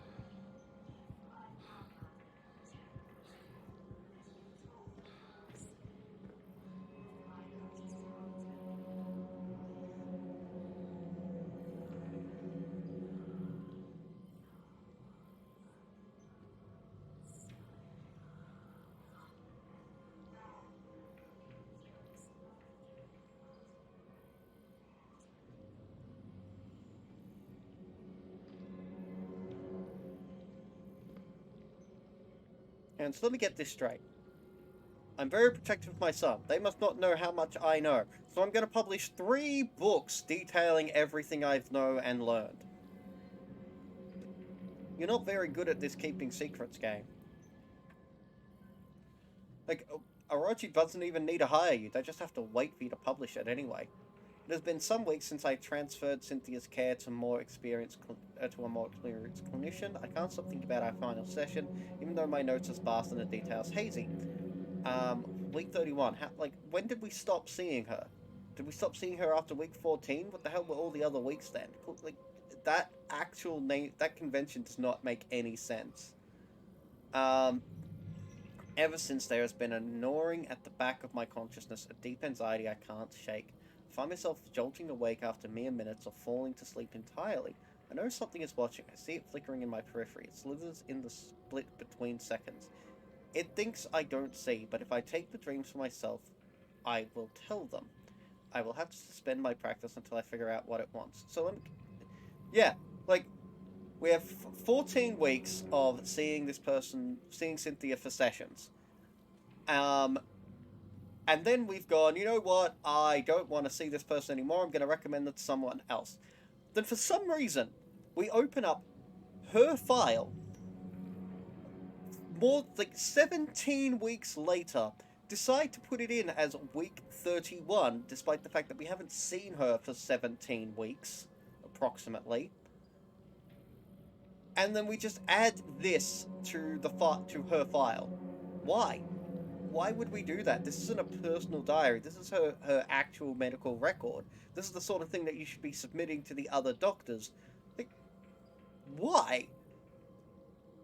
I get, again, it's to feed us the narrative, it's to feed us the story, but I'm just sitting here, I'm just like, this doesn't make internal sense within the universe, which makes me think, if I was actually being investigative, if I was like, oh, I'm going to delve into this lore, my theory would be, this part is a lie, even if the first few weeks were real, this has been made up later, or as a sign of, it is a driven insanity that is specifically done to say that I am the chosen one, and so to leave me clues, which means that something, behind all of this is actually on my side and wants me to continue, which makes you wonder why it's trying to kill me, and that sort of thing. Like, if you try and, this game presents itself at various points as having a deeper internal lore, but it isn't consistent enough to have a deeper internal lore that we can rely upon. Which I realize that could be, deliberate ambiguity. A lot of games do make use of deliberate ambiguity, but it's just not giving us anything really concrete. It's giving us just enough information for us to go, you know what, nothing in this game is worth believing.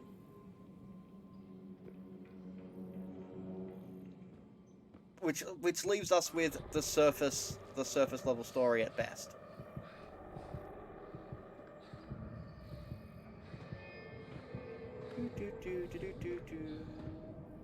Yes, hello. We've met these things before. So long as we look at them, they keep away from you. Which means that you can pretty much just ignore them, because you walk faster than them. And, yeah. Once again, the things that should be a threat just are not threatening. There are some good ideas in this game, but it's just like, yeah, just not feeling it. Not feeling it.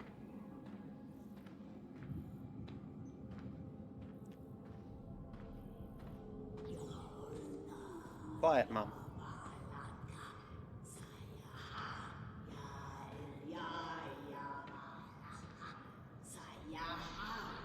Why are you doing this?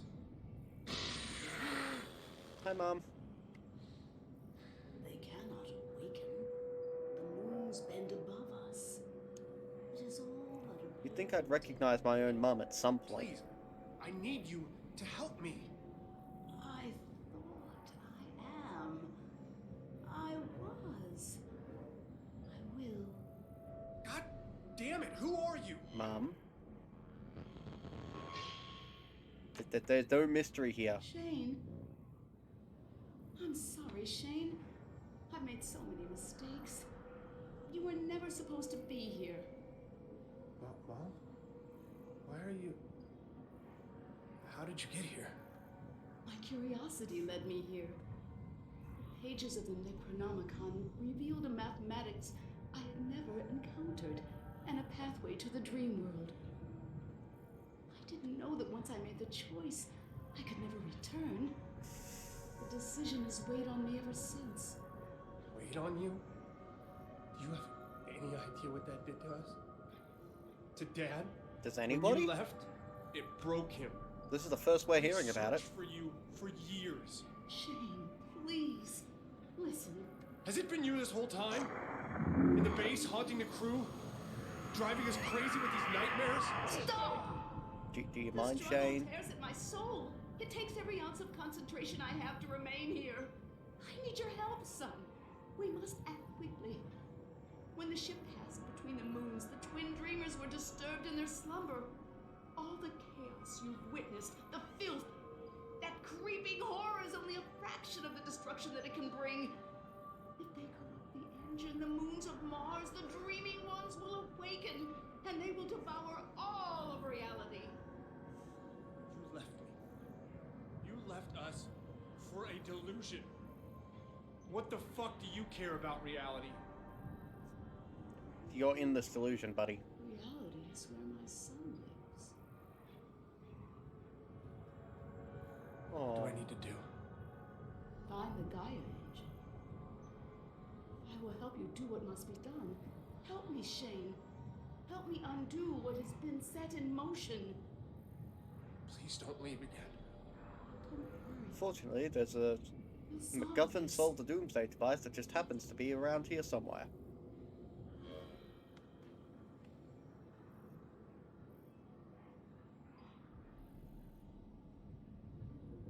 Elevator! Oh, but I want to explore this barren wasteland.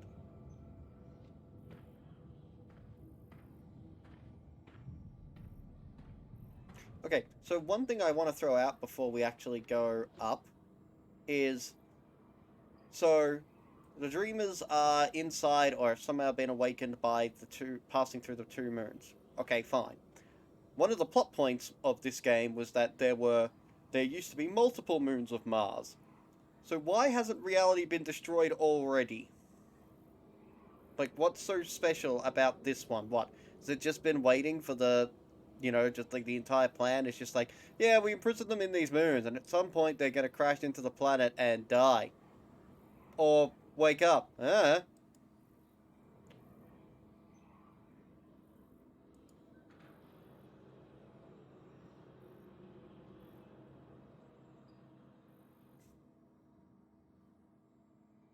Also, that was apparently the 2/3 mark of the game, so we have 1/3 of the game left to go.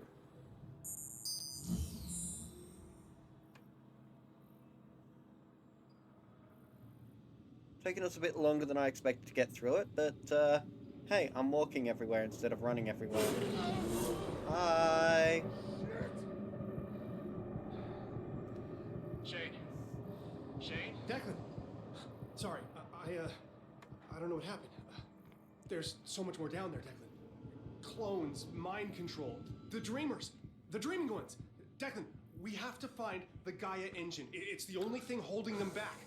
Everything, the filth, the nightmares, my hallucinations, they're connected. We need to find the engine. Okay. Shane, slow down. We're inside. You need to get here as soon as possible. Hell if I'm staying here. We have to find it. Okay. We'll find this machine. Because as much as I don't have any idea what you're talking about, it makes more fucking sense than anything else that's happened today. Yeah, that's fair. So... Door, that's all green.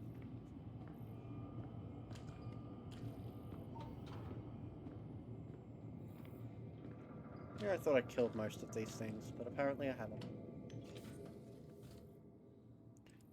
Helmet!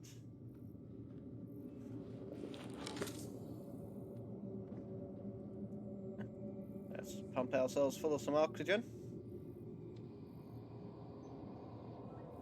I assume I'd die if I let the oxygen get down to 0. But,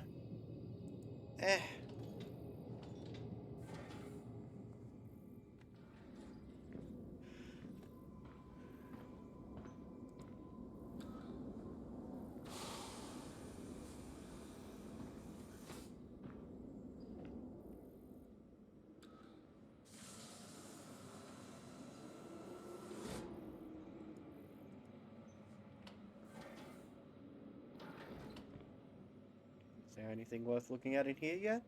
Nope. Still don't know why they bothered making that something you can open if there is nothing to interact with it for.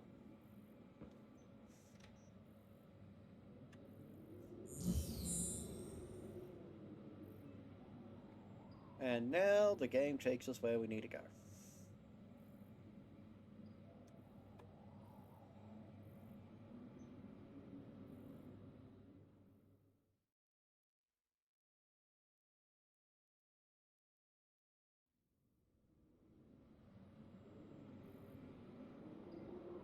the others?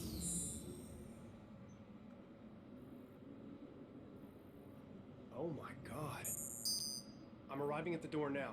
It's massive. Yeah, these stone carvings must be thousands of years old. The records of excavation you found in Argus? This must be the place. I'll meet you inside. Thousands of years old? Really? Like, that's actually not very impressive when you consider how old Mars is. When you can, like... Oh yeah, it happened within human lifetime. So, is the suggestion that humans have been here before? Or that there was another species that was floating around while humans were doing their thing?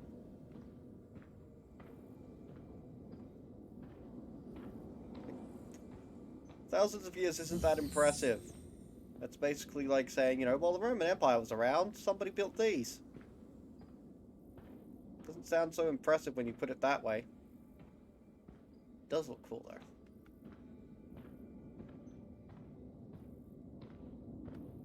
%. Yep, I lost no oxygen in the entire trip.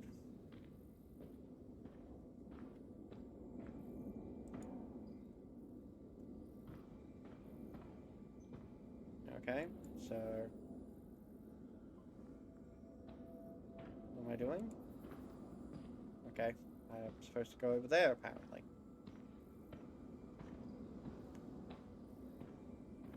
Oh, you might actually get to see what I've been talking. So the double circle imagery that you've seen a couple of times, like Venn diagram sort of situation. Yeah, for some reason I have that on my wrist. That has never been explained. It has never been... It's never even really been brought up, except to say, ow, my wrist hurts. In response to me using psychic powers. Like, the psychic powers aren't surprising, apparently. Yes?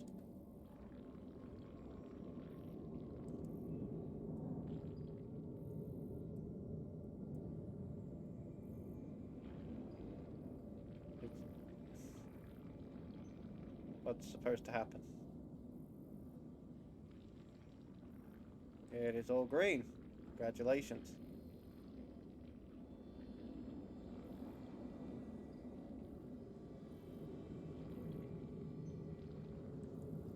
Can't really manipulate this except to rotate it.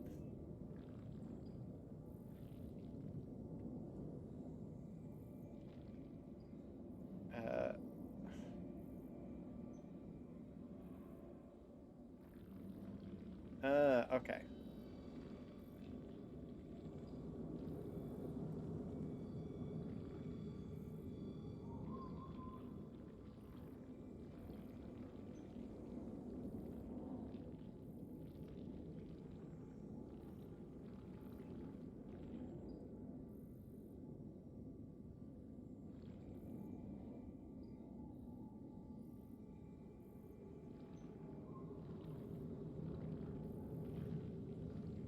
Bit weird, but I'll allow it. Ah.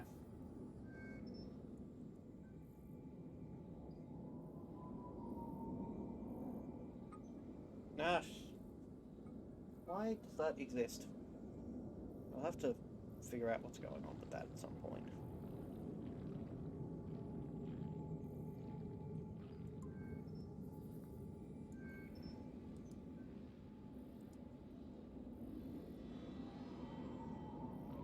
Alright, let's start by sorting out the bottom row.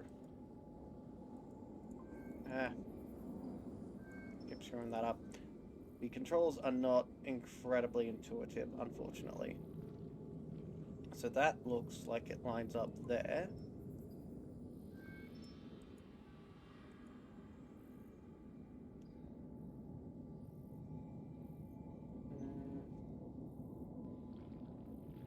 Doesn't line up anywhere else, though.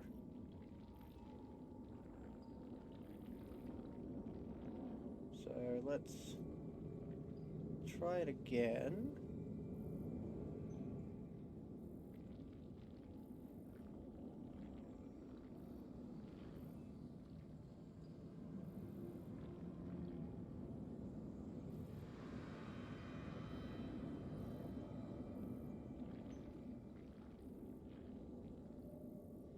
Looks a bit more like it. Okay, so the bottom is completely lined up. That is good. And so now we need to line up the top. There. That looks about it.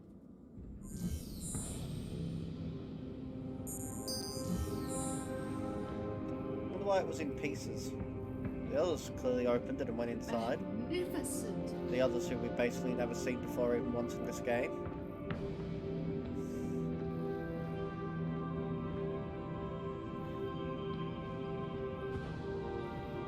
Where's everybody else? If they're saying magnificent, where are they? Why am I going in alone? Incredible.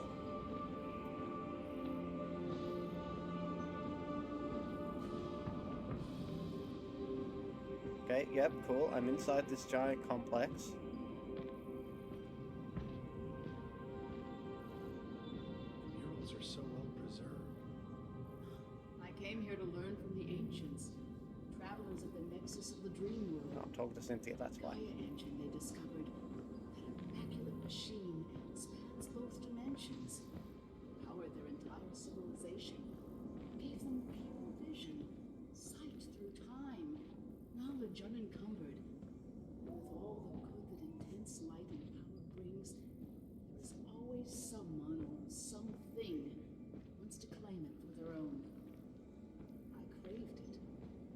Knowledge consumed me. I learned and I saw. Dreamers.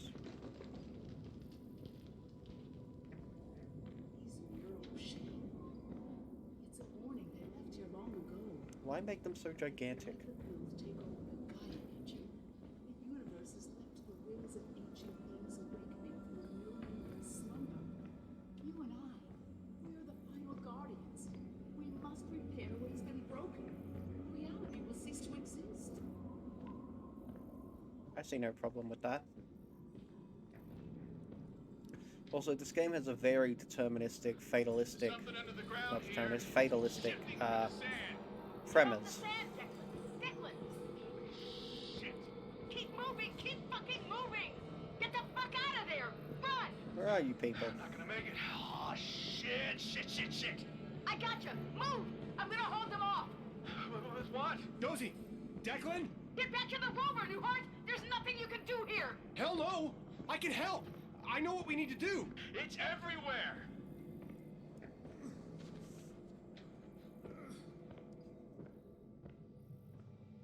Oh yay, bit of reunion. I haven't met these people yet. Like that's one of the other little issues about this game. So I think it's supposed to be trying to make you feel isolated by never letting you meet anyone, by never letting you see anybody, but only hearing people's voices.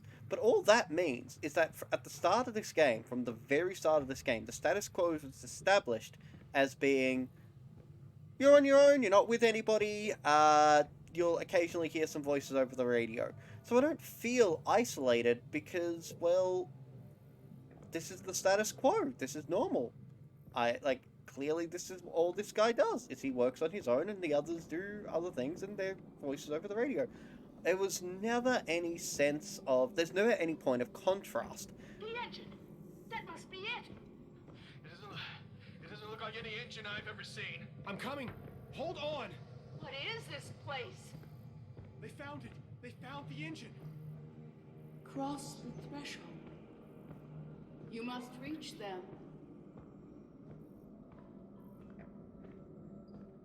No, look at these guys.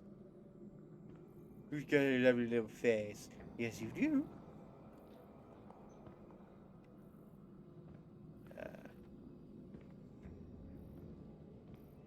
Not seen anything to interact with here.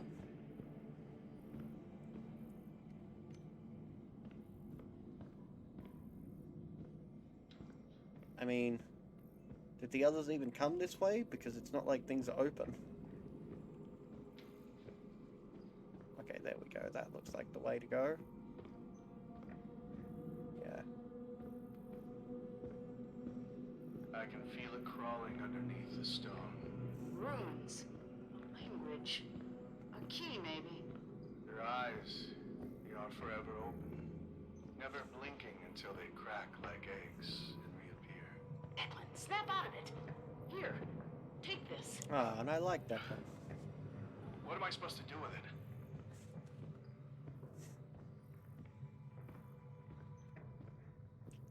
And the other characters are having their own adventures without me. I do like how, like, at this angle it looks like there's a face there, and at these angles it definitely does not. I know I've seen a smaller version of this before, but I actually really like that sort of illusion, like the different perspective giving you a different look. I think that is actually cool. Like the assets, like the work that has been put into the graphics of this game is considerable. Oh yes, a whole lot of oxygen, just in case the last bit of oxygen was not enough.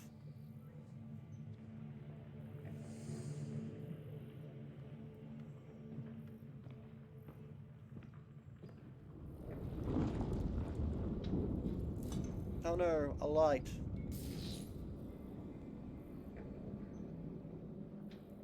Can I move, please? What the hell is that thing?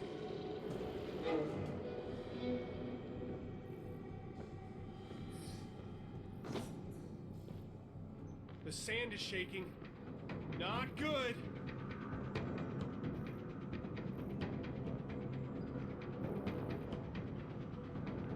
Walking. Alright, so I might have to run slightly across that.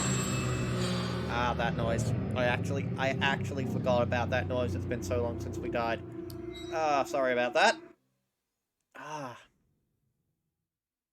I hope it's not as loud for you as it is for me, because it is quite loud for me. Alright. Pump it up.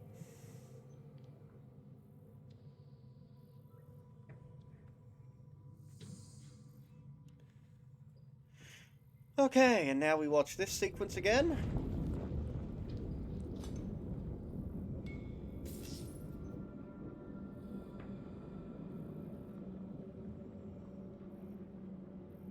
What the hell is that thing?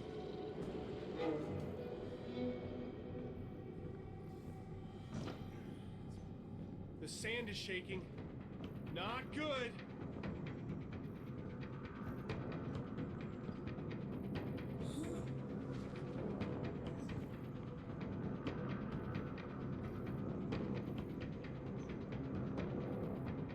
One of those pillars is down.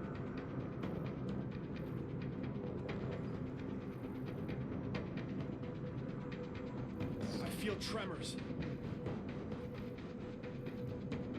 Do I not have my poison thing?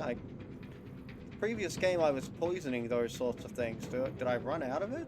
I think... Oh, I did run out of it too, didn't I? What are these? Symbols.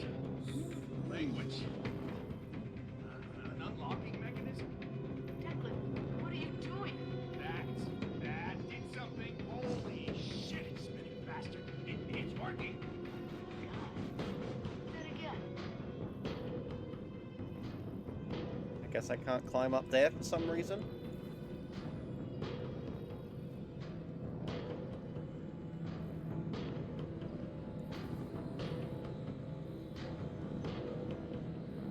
Gotta get off the sand.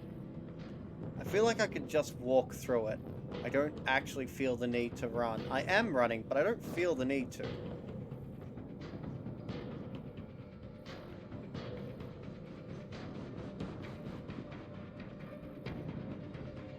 No. I'm gonna try Lovely to barricade the Cthulhu door. references. No, it's already here. You can't. You fucking bastards! You're gonna have to tear me apart! Ah! Josie. Oh my god, Josie. Shit.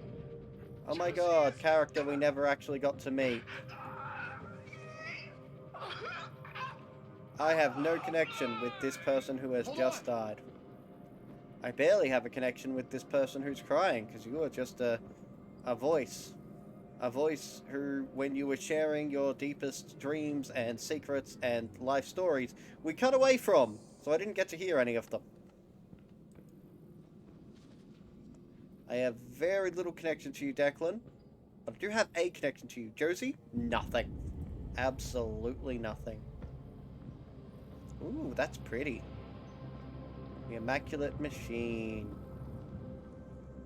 The moons loom above us, drawing closer together with every second. Oh man, it sure was lucky that we were here as opposed to every other time in history where this has occurred.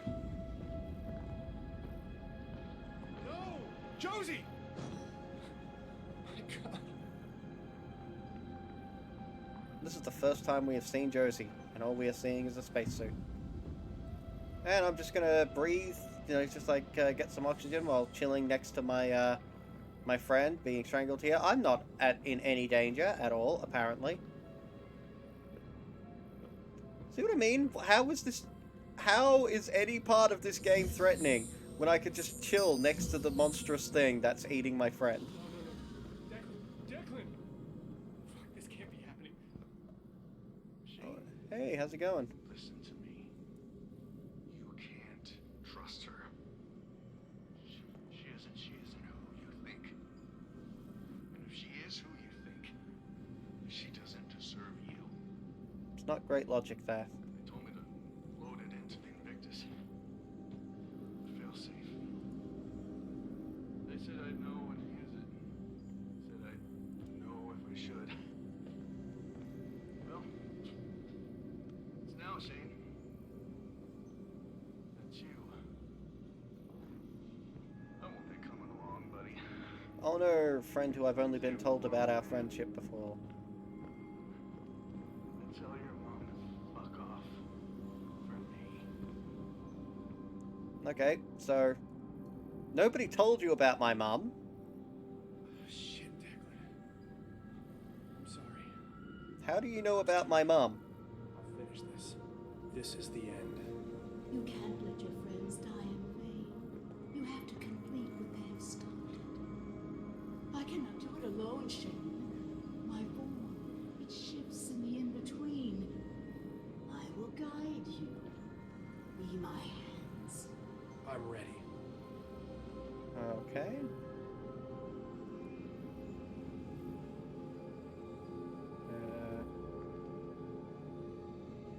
That one, I guess. Quickly to the next. The moons draw ever nearer. Illuminate the ancient machine while there's still time. Like, don't get me wrong. The person impersonating my mother is probably the person impersonating my Hurry, mother. Shane. But at the same time, like, I'm counting on you. Declan has given no reason for us to trust him, given he had no idea that she was a thing. The spine of time. They thrust themselves into the ether, tear at the fabric.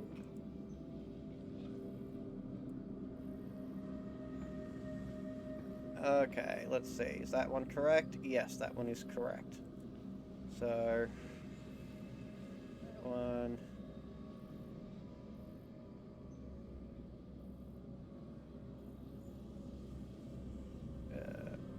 Okay.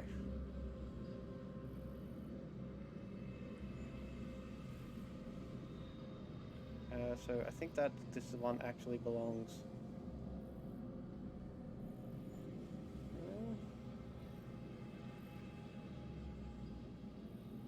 Where does this one belong? Can I rotate it? Can't rotate it, I don't think. Oh, I can. Okay, that changes things a little. Okay, let's have a look. So, yeah, that one.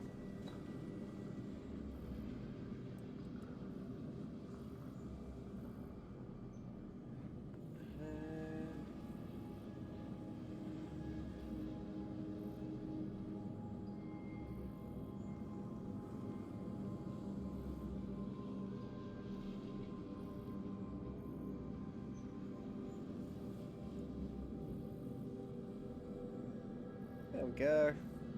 Do my son. Just one more. Yeah, don't worry, I believe you're the villain, but I believe you're the villain because of tropes, not because of anything Declan said. I am more suspicious of everything Declan said and did than anything Do it, else. Shane. You are the key. Wondrous light. Return for us. Bridge the dimensions. If you would just shut up. Repair the drift. Shining, luminous. Do you hear it singing? It sings, Shane. I can feel it. The energy. It's weakening. There is still hope. The moons must not align. Go, my son. It shines with the brightness of infinite knowledge. Do not fear it. No, your friends. They died to help you. Finish what they started. If you put less effort trying to convince me, I would be more convinced that you were the good guy. Legit. Legit. Is that even in the right position? Yes, that one is in the right position. Alright, so let's have a look at this one. That... No, that's not right. No. Do you mind? Maybe that one is right. Guess it was.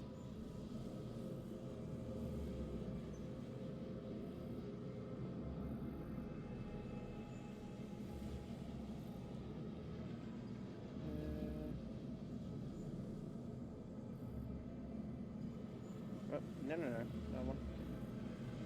That way? No.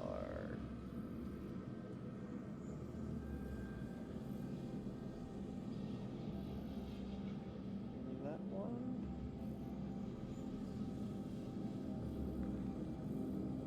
No, definitely not that.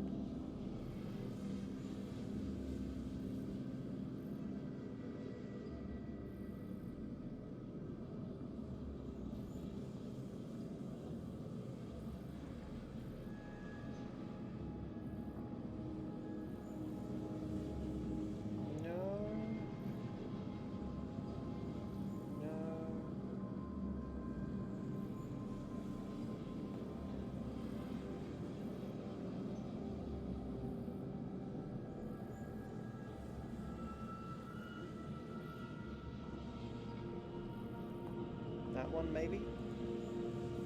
It's in place. Hope to God this works. Look, the overlap. Jesus! What's happening? We were too late, Shane. The engine cannot repeat the dreams any longer. Run! Before it consumes you!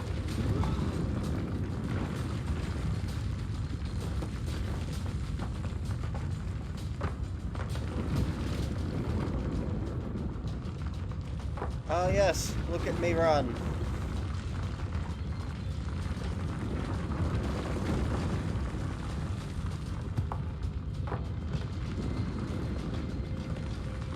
I feel like I am in so much danger and under so much pressure to run.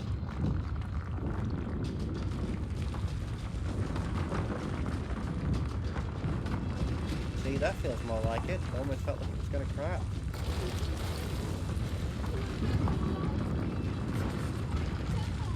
The engine! We charged it! Why didn't it work? Was it purposeful? Beings of light? They were warning themselves. This galaxy is doomed to the void.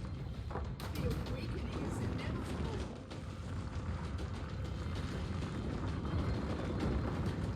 Oh yeah, now you realize this. See, now look at that. Isn't that just freaking cool?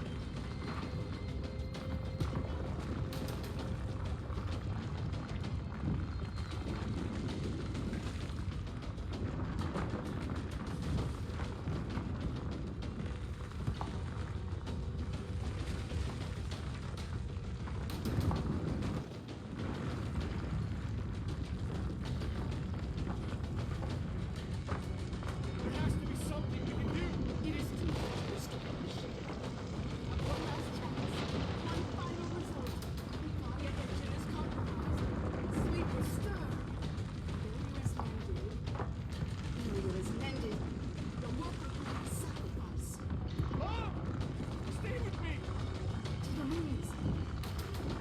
Let's go to the moons! Somehow. Without a spaceship. Or any established law that allows that to happen.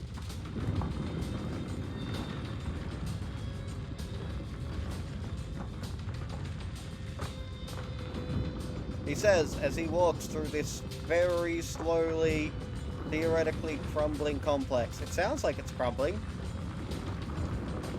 And, we're really not seeing anything much, are we? Look at that, I'm climbing up these things. What were those barriers earlier? Then she's like, oh no, I can't climb over this knee-high box. But this cliff face? Yeah, you can pull ourselves up that, no problem.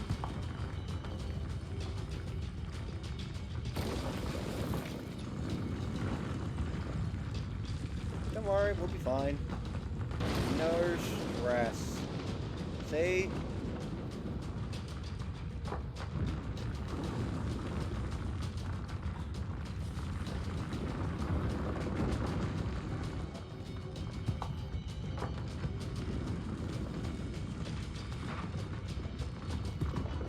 The graphics are really cool though. Look at that. I don't know why that happened. A whole lot of internal structural weaknesses required for that to happen. Shoddy craftsmanship, but it did look cool.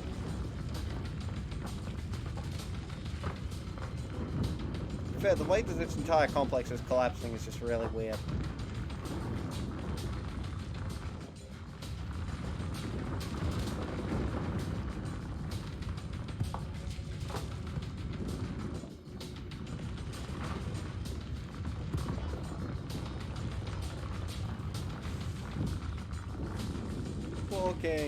Walking very, very concernedly.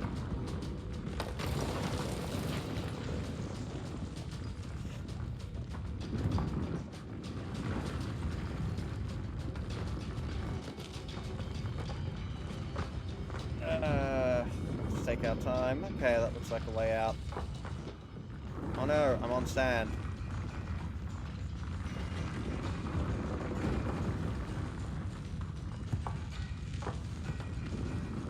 And no issue, apparently.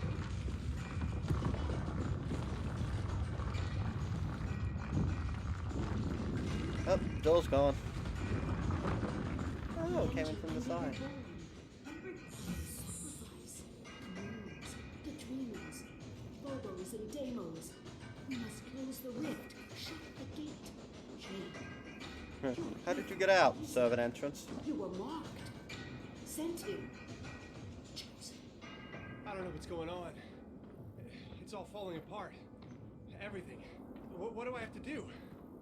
To the moons. You must go to the moons. There is no other way.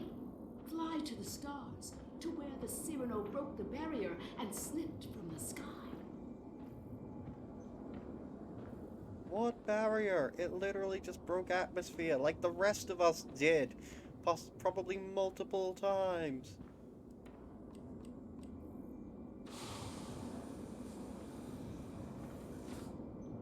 Like, they're treating it like the Cyrano arriving was somehow cosmologically significant. But they haven't given any real reason for why it's any different from literally every other time that ships have come and gone from here. So, it's a bit weird.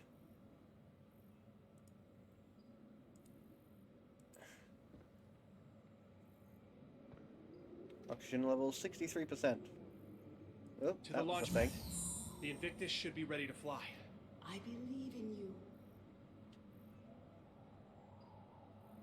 If the Invictus could fly, why was there the concern about home base? And, oh no, we need to survive at home base. We need to, you know, you need to do all of this work and resolve and make sure there are no threats at home base. Why? We have a spaceship. We can just get the hell out of here.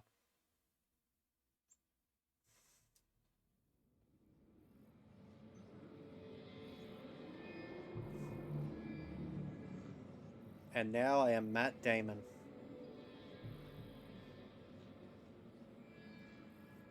Oh, you're glitching out. Sorry, Rover buddy. All right, Shane. You can do this. First step, get to the command console. Retrace their path. False hope. Complete the ritual.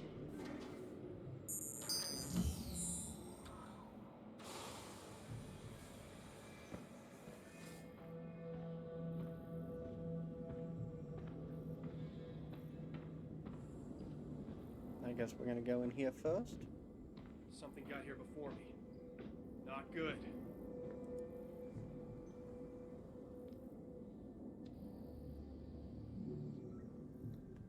Then we go to the moon, where there will be conveniently another one of these oxygen tanks. Hey, somebody's suit is missing. Yay!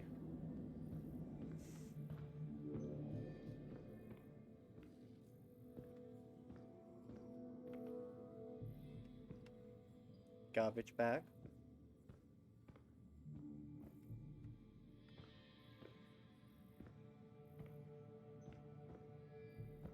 Somebody got here before me, and everybody I've actually ever met is dead, because I only meet anybody when they die, apparently.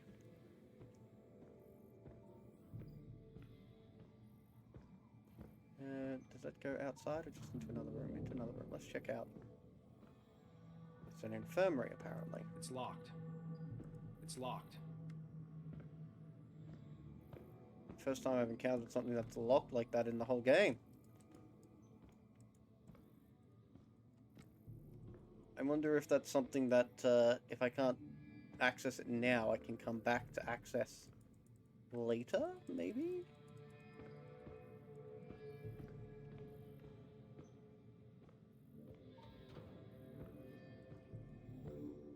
Is this an exercise bike?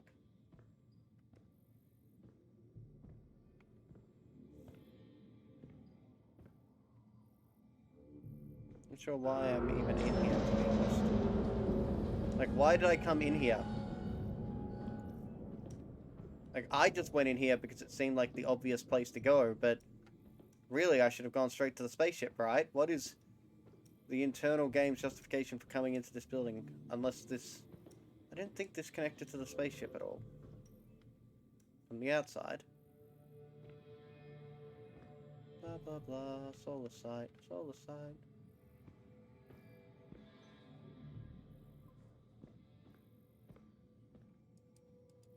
I guess I need to tell... Okay. I need to come up here and push the buttons. Come on, buddy.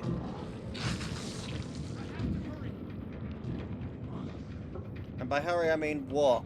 Casually walk all the way over to that spaceship. God damn it!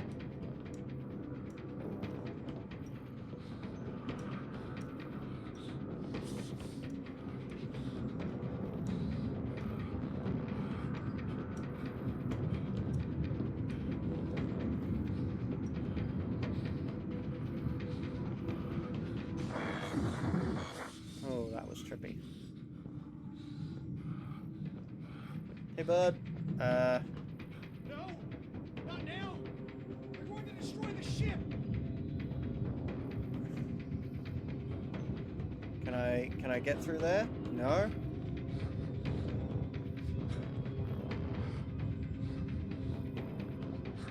No?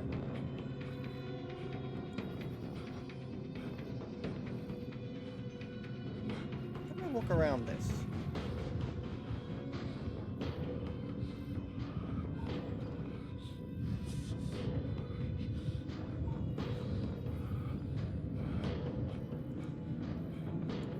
Oh, I probably have to crawl under, that's what I have to do. Duh. It's a good thing there isn't any form of time pressure or anything.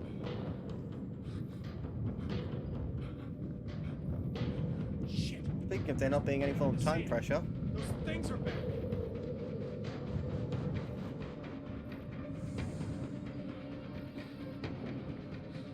I have to be quick!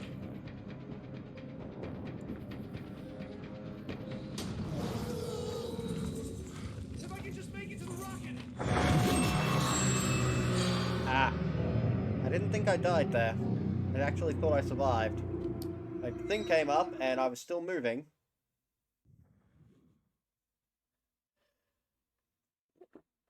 But apparently, I am the dead. Let's get some air in me. Those things are back.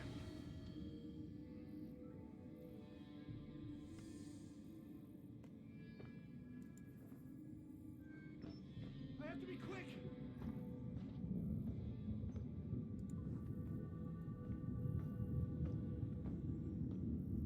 Yes, I know, we have to That be rock quick should be apparently.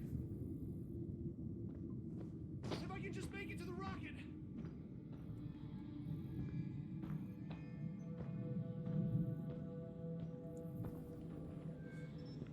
It's moving.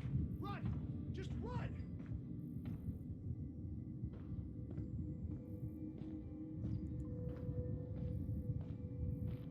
Oh yes, look at me Be run. quick! Made it. I hope to God the ship holds together. I just heard a vehicle go by. I guess that was in real life and not in the game, because it'd be a bit weird if it was that was an audio effect from in the game.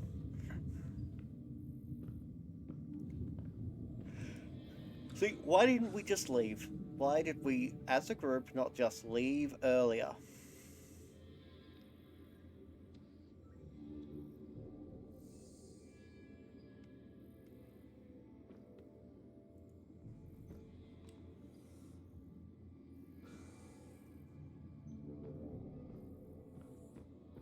Computer? No.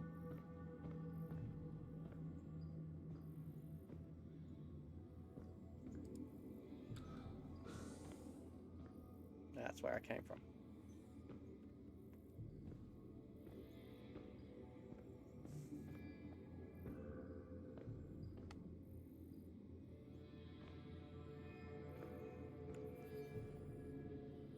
Up. Up we go! Where do we stop? This game has no idea.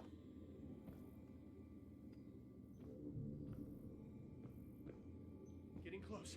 Just need a little more time. I never thought I'd be leaving Mars this way.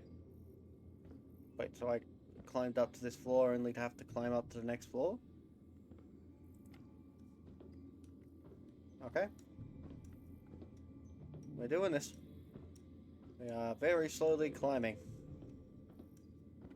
Lucas, Ina, Josie, Declan. This one's for you. People I never really met. This is it.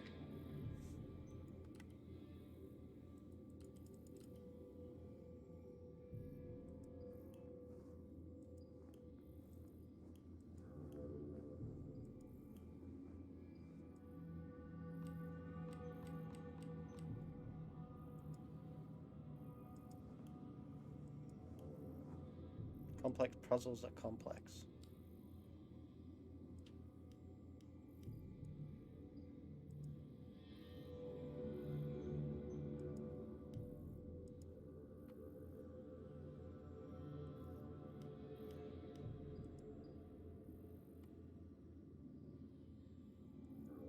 Now, starting the countdown.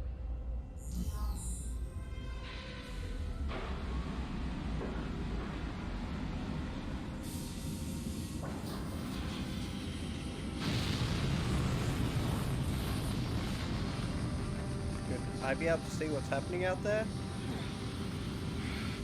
Looks like a bad camera angle.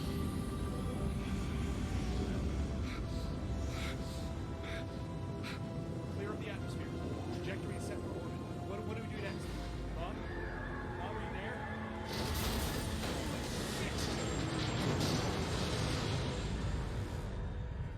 So there are two moons. Which one are we aiming for?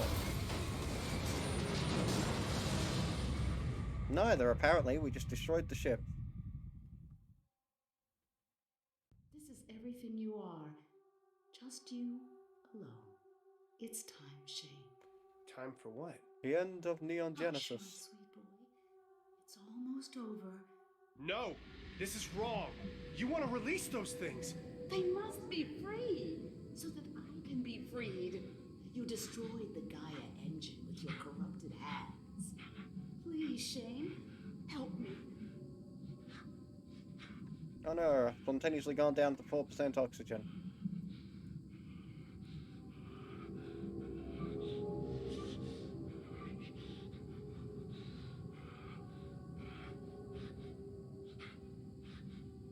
I'm ready. Mars sucks. What am I doing? I launched a payload, apparently.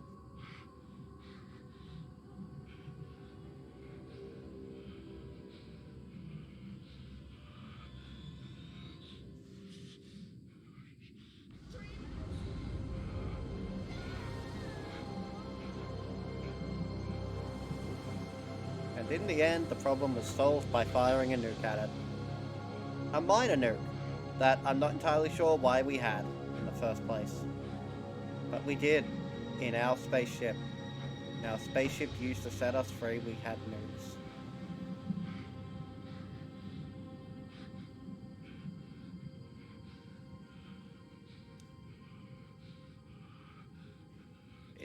Is that the end?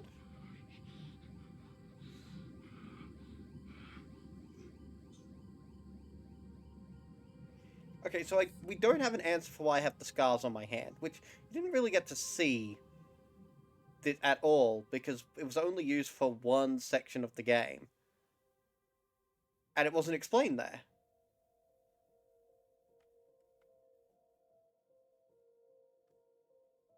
Astronomers continue to be baffled by the sudden disappearance of the moons of Mars.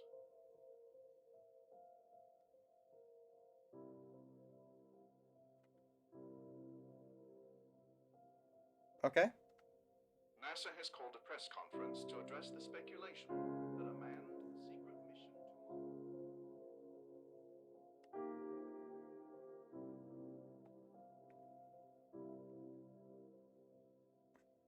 Look, that wasn't a bad game, and there are certain features of the game that I am impressed with. In particular, I am impressed with the assets. I am impressed with what was put together. But certain things about the user interface, certain things about the gameplay, but especially the narrative, it always felt disjointed. Always, the entire way through. And not in a positive sense, where it seems like the disjointed is part of the storytelling. It just seemed like either they didn't think parts of the story through and they just dropped bits of the story in because they had to, or that they did think about it, but then they made changes. Like, what was the clone business? Why was that even in there? At all? Like, it adds nothing really to the story. Sure, it suggests that, okay, they were doing some experiments on some clones, but that is a 2-second revelation that doesn't have any meaning beyond that. Somebody else was already at the spaceship. Who? Everybody that we have met, everybody on the, has been pretty much accounted for. So, it's... I do definitely feel like there were significant parts of the story. Like, the story itself was a good story. It was just told in a weird way. And the way it was told didn't benefit the story, especially the fact that I could just walk through all the threatening parts, the fact that, you didn't see it too much this time, but he would react to things that we aren't even shown. And then a moment later, it would be shown. So we get the chance to react to it after we've already been told, oh, there's a jump scare. Oh, there it is. There was a bunch of moments like that. So, I really want to like this game. I actually really want to like this game. But it just isn't managing it. But, all of that aside, let's talk about it being a Lovecraftian game. It definitely cites itself to be within the Cthulhu mythos. That is absolutely a thing that it's done. Um, but I'm not actually convinced it's going to meet much, if any, of the criteria beyond that to count as being Lovecraftian, which is an interesting thought. I will, of course, go like I've got a 20-point system of 19 and a bit point system, which I will go through, and this may end up being higher than I think.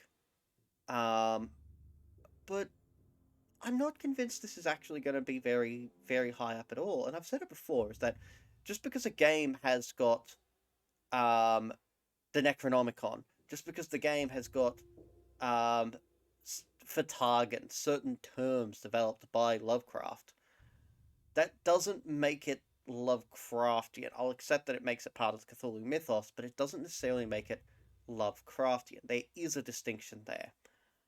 Um. So yeah, yeah. Well, um, I'm literally just letting this play through on the off chance. Like this is the sort of game where I feel like there could be a post credit scene. Like I genuinely feel like there could be a post credit scene. There probably won't be though. So can we skip through this? No, we still can't skip through it though. So we're just gonna drift here in space. Just drifting in space, watching these credits, talking about this game. Um, yeah. So there's a few mysteries in this game. One of it being the mark on our hand. It implies that maybe this was always fated, that this was, but fate. But we don't get any explanation as to what the scars are. Was it a birthmark? Was it we opened the book and it branded us? Um, is this a thing that we knew about?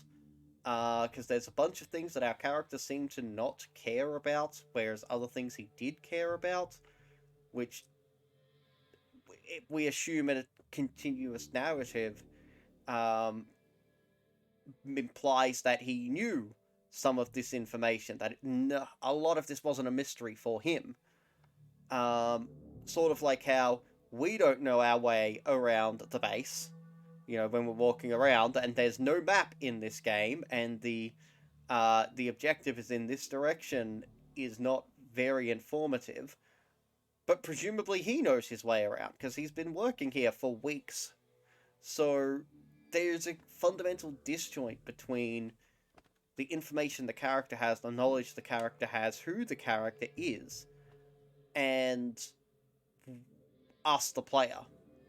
So there's a lot of lore that simply he didn't react to because he already knew it, and it's not that surprising. Like, he ended up working for the same company that his mother refused to work with. Assumedly, he knew there was a relationship there, even if it was one of refusal.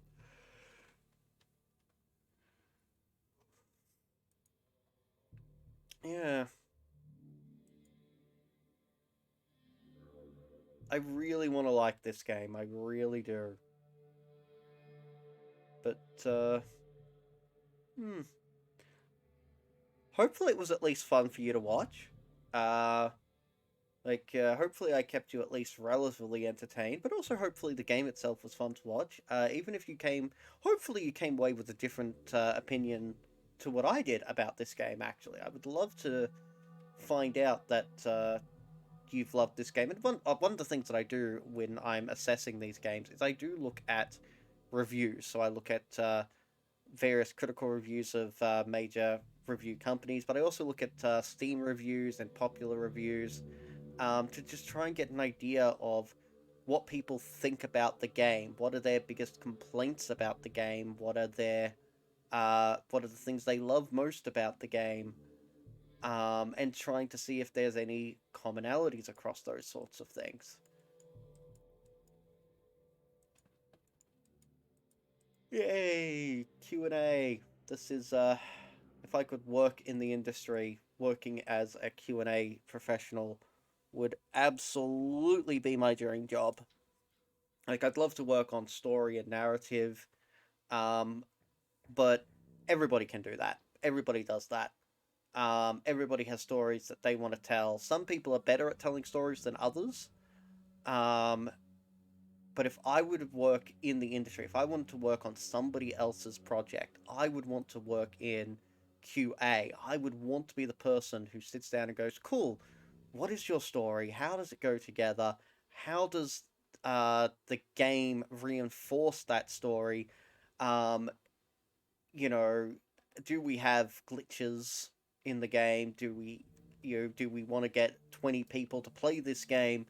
I actually really love the quality assurance process because I love that sort of feedback loop and the back and forth.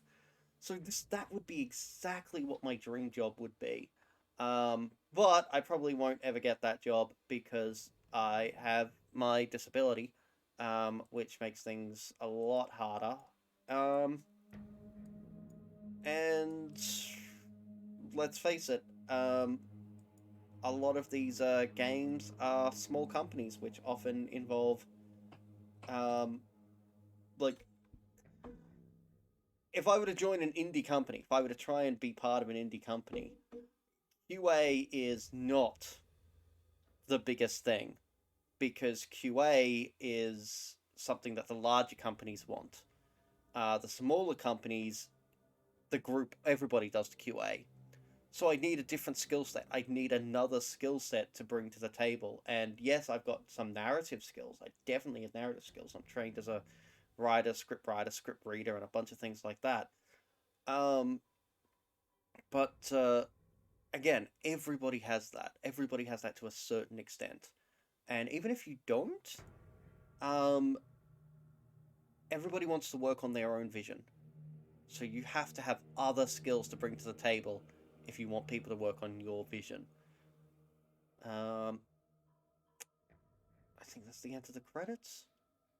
But hey, who knows? Maybe someday I will actually manage to land a job in QA. That would be freaking fantastic.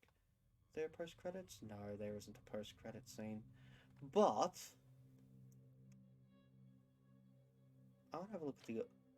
I'm just going to do this. So it probably will do nothing. But that last bit at the end where it was just like, do you use the radio and talk and fire the nuke? I had a choice there. If the autosave takes me before that point, maybe I could choose not to and see if that gives us any new information, any additional bit of lore or something. I don't know. Yeah, quite far back. Okay. Those things are back. Let's. Hey, I made it. I'm standing on the thing. Ow. I was totally standing on the thing.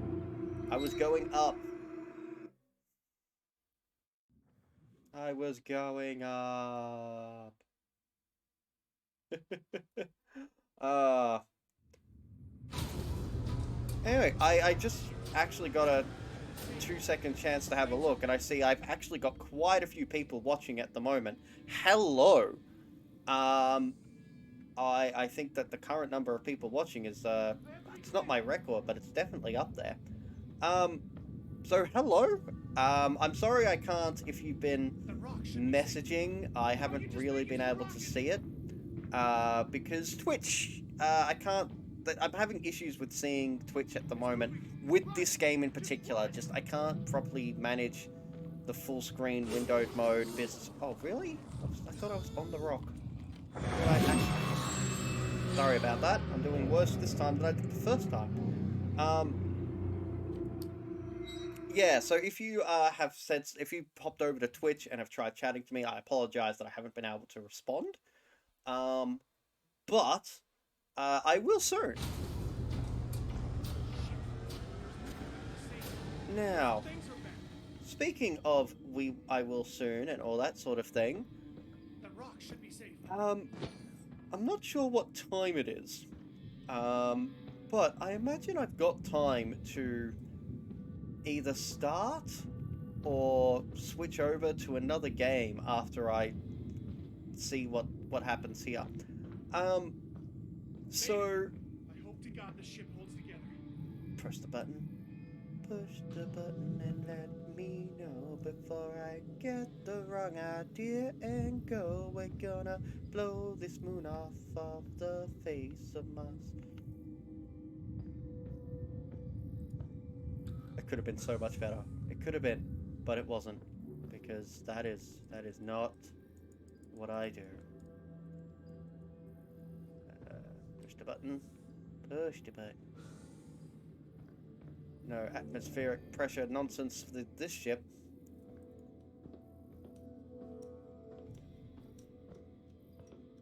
Hey, we can go faster up the ladder. Look, I like the sort of detail where, like, I never thought I'd be leaving Mars you know, this way. we've got to get off and go up this layer, because, like, gives that clear impression that the spaceship is, like, appropriate. It's appropriately sized. This is not an example. That there is not an example of Everything needs to be unrealistic or inappropriate decisions, just making players go long distances for no good reason. There are plenty of games that do that. It's just like, why? Why do we have to travel this distance? It is unrealistic and feels stupid. But this here, like going up that ladder, it felt appropriate because this is a shuttle. They are big. As opposed to, oh look, the shed is half a kilometer away from the house. Why? Because I wanted you to walk half a kilometer away to waste time. now. Starting the countdown. And now we take our hands off the mouse and all controls and we just see if anything happens. Because the game may end up being, you know, you have to hit the T button. Just, you know, you have to send the missile. Might be a scripted ending, but let's see. Maybe there is an alternative. Clear up the atmosphere. Trajectory is set for orbit. What Look do at we that do? view. Mom, are We you there? can almost imagine we can see something. There we go.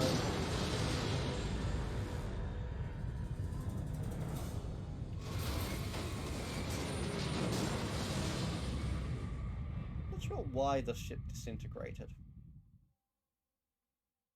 This is everything you are. Just you alone. It's time, Shane. Time for what? Hush, my sweet boy. It's almost over. Okay, Mom. No! This is wrong! You want to release those things! They must be free, so that I can be freed. You destroyed the Gaia engine with your corrupted hands. Please, Shane. Which help makes you me. wonder why the people who made it created a freaking mechanism for that. You know, freaking self-destructive Gaia. Alright, so let's not use the radio. Let's see what happens if I just wait it out a bit. Oh, it has What do I gone. need to do? It is done. They are free. What's happening? Jula, Ker, Gota, Yolexta, Tia, Aya, Vera, Itan, Aya, Gan, Nitan, Yastan, Ayun, Yaka, Batu, Yacha, Sha, Yacha, Shog. You can't do this! Stop! Oh, Shane. This is not the end. There is no end. There is no escape. See, now that's a Lovecraftian ending.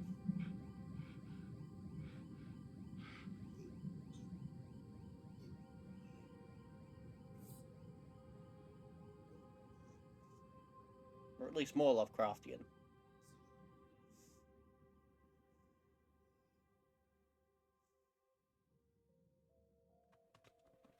Oh, it's pretty. Can I give it a hug?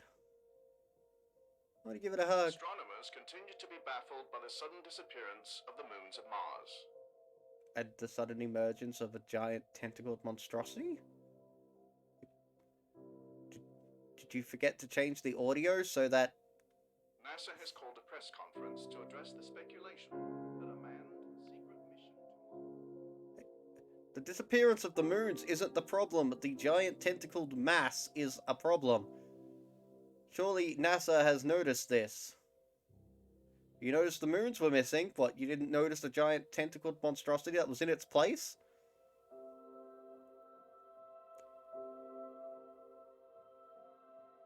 So what, they're just gonna float there? Like, it's the end of reality! One more millennium.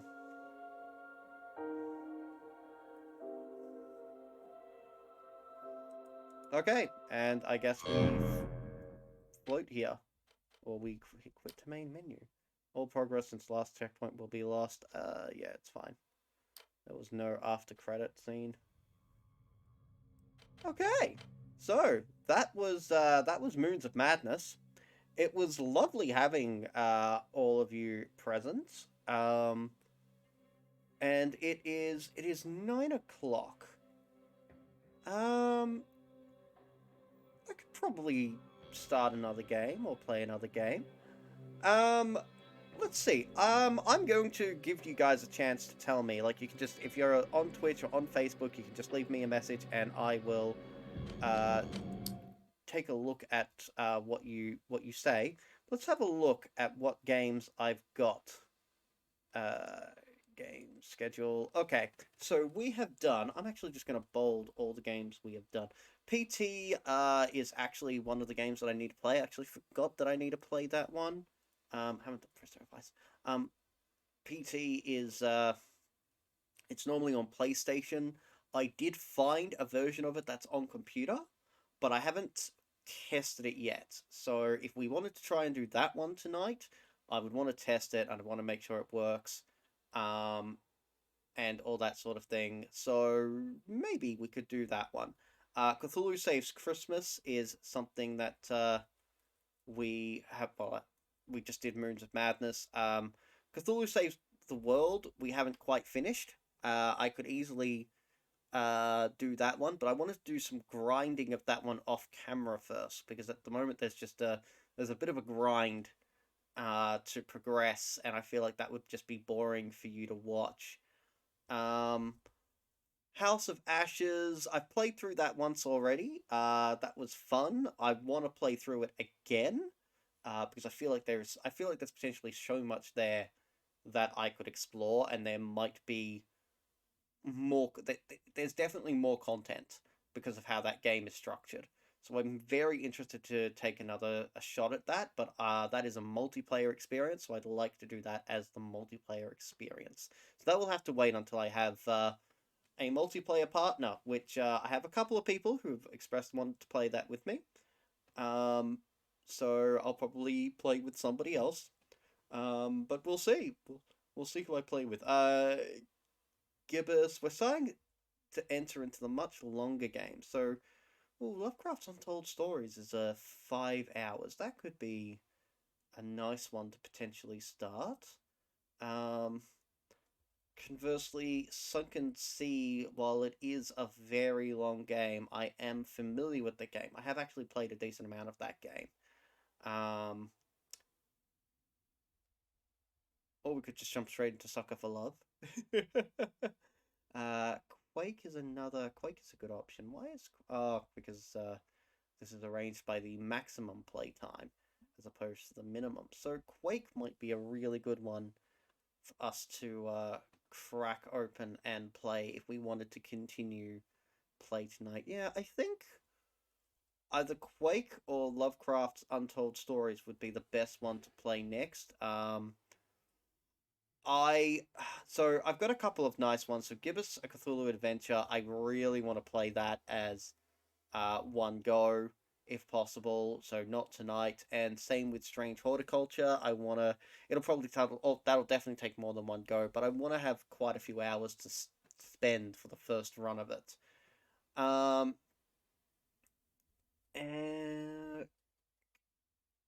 yeah, so yeah, this is the list.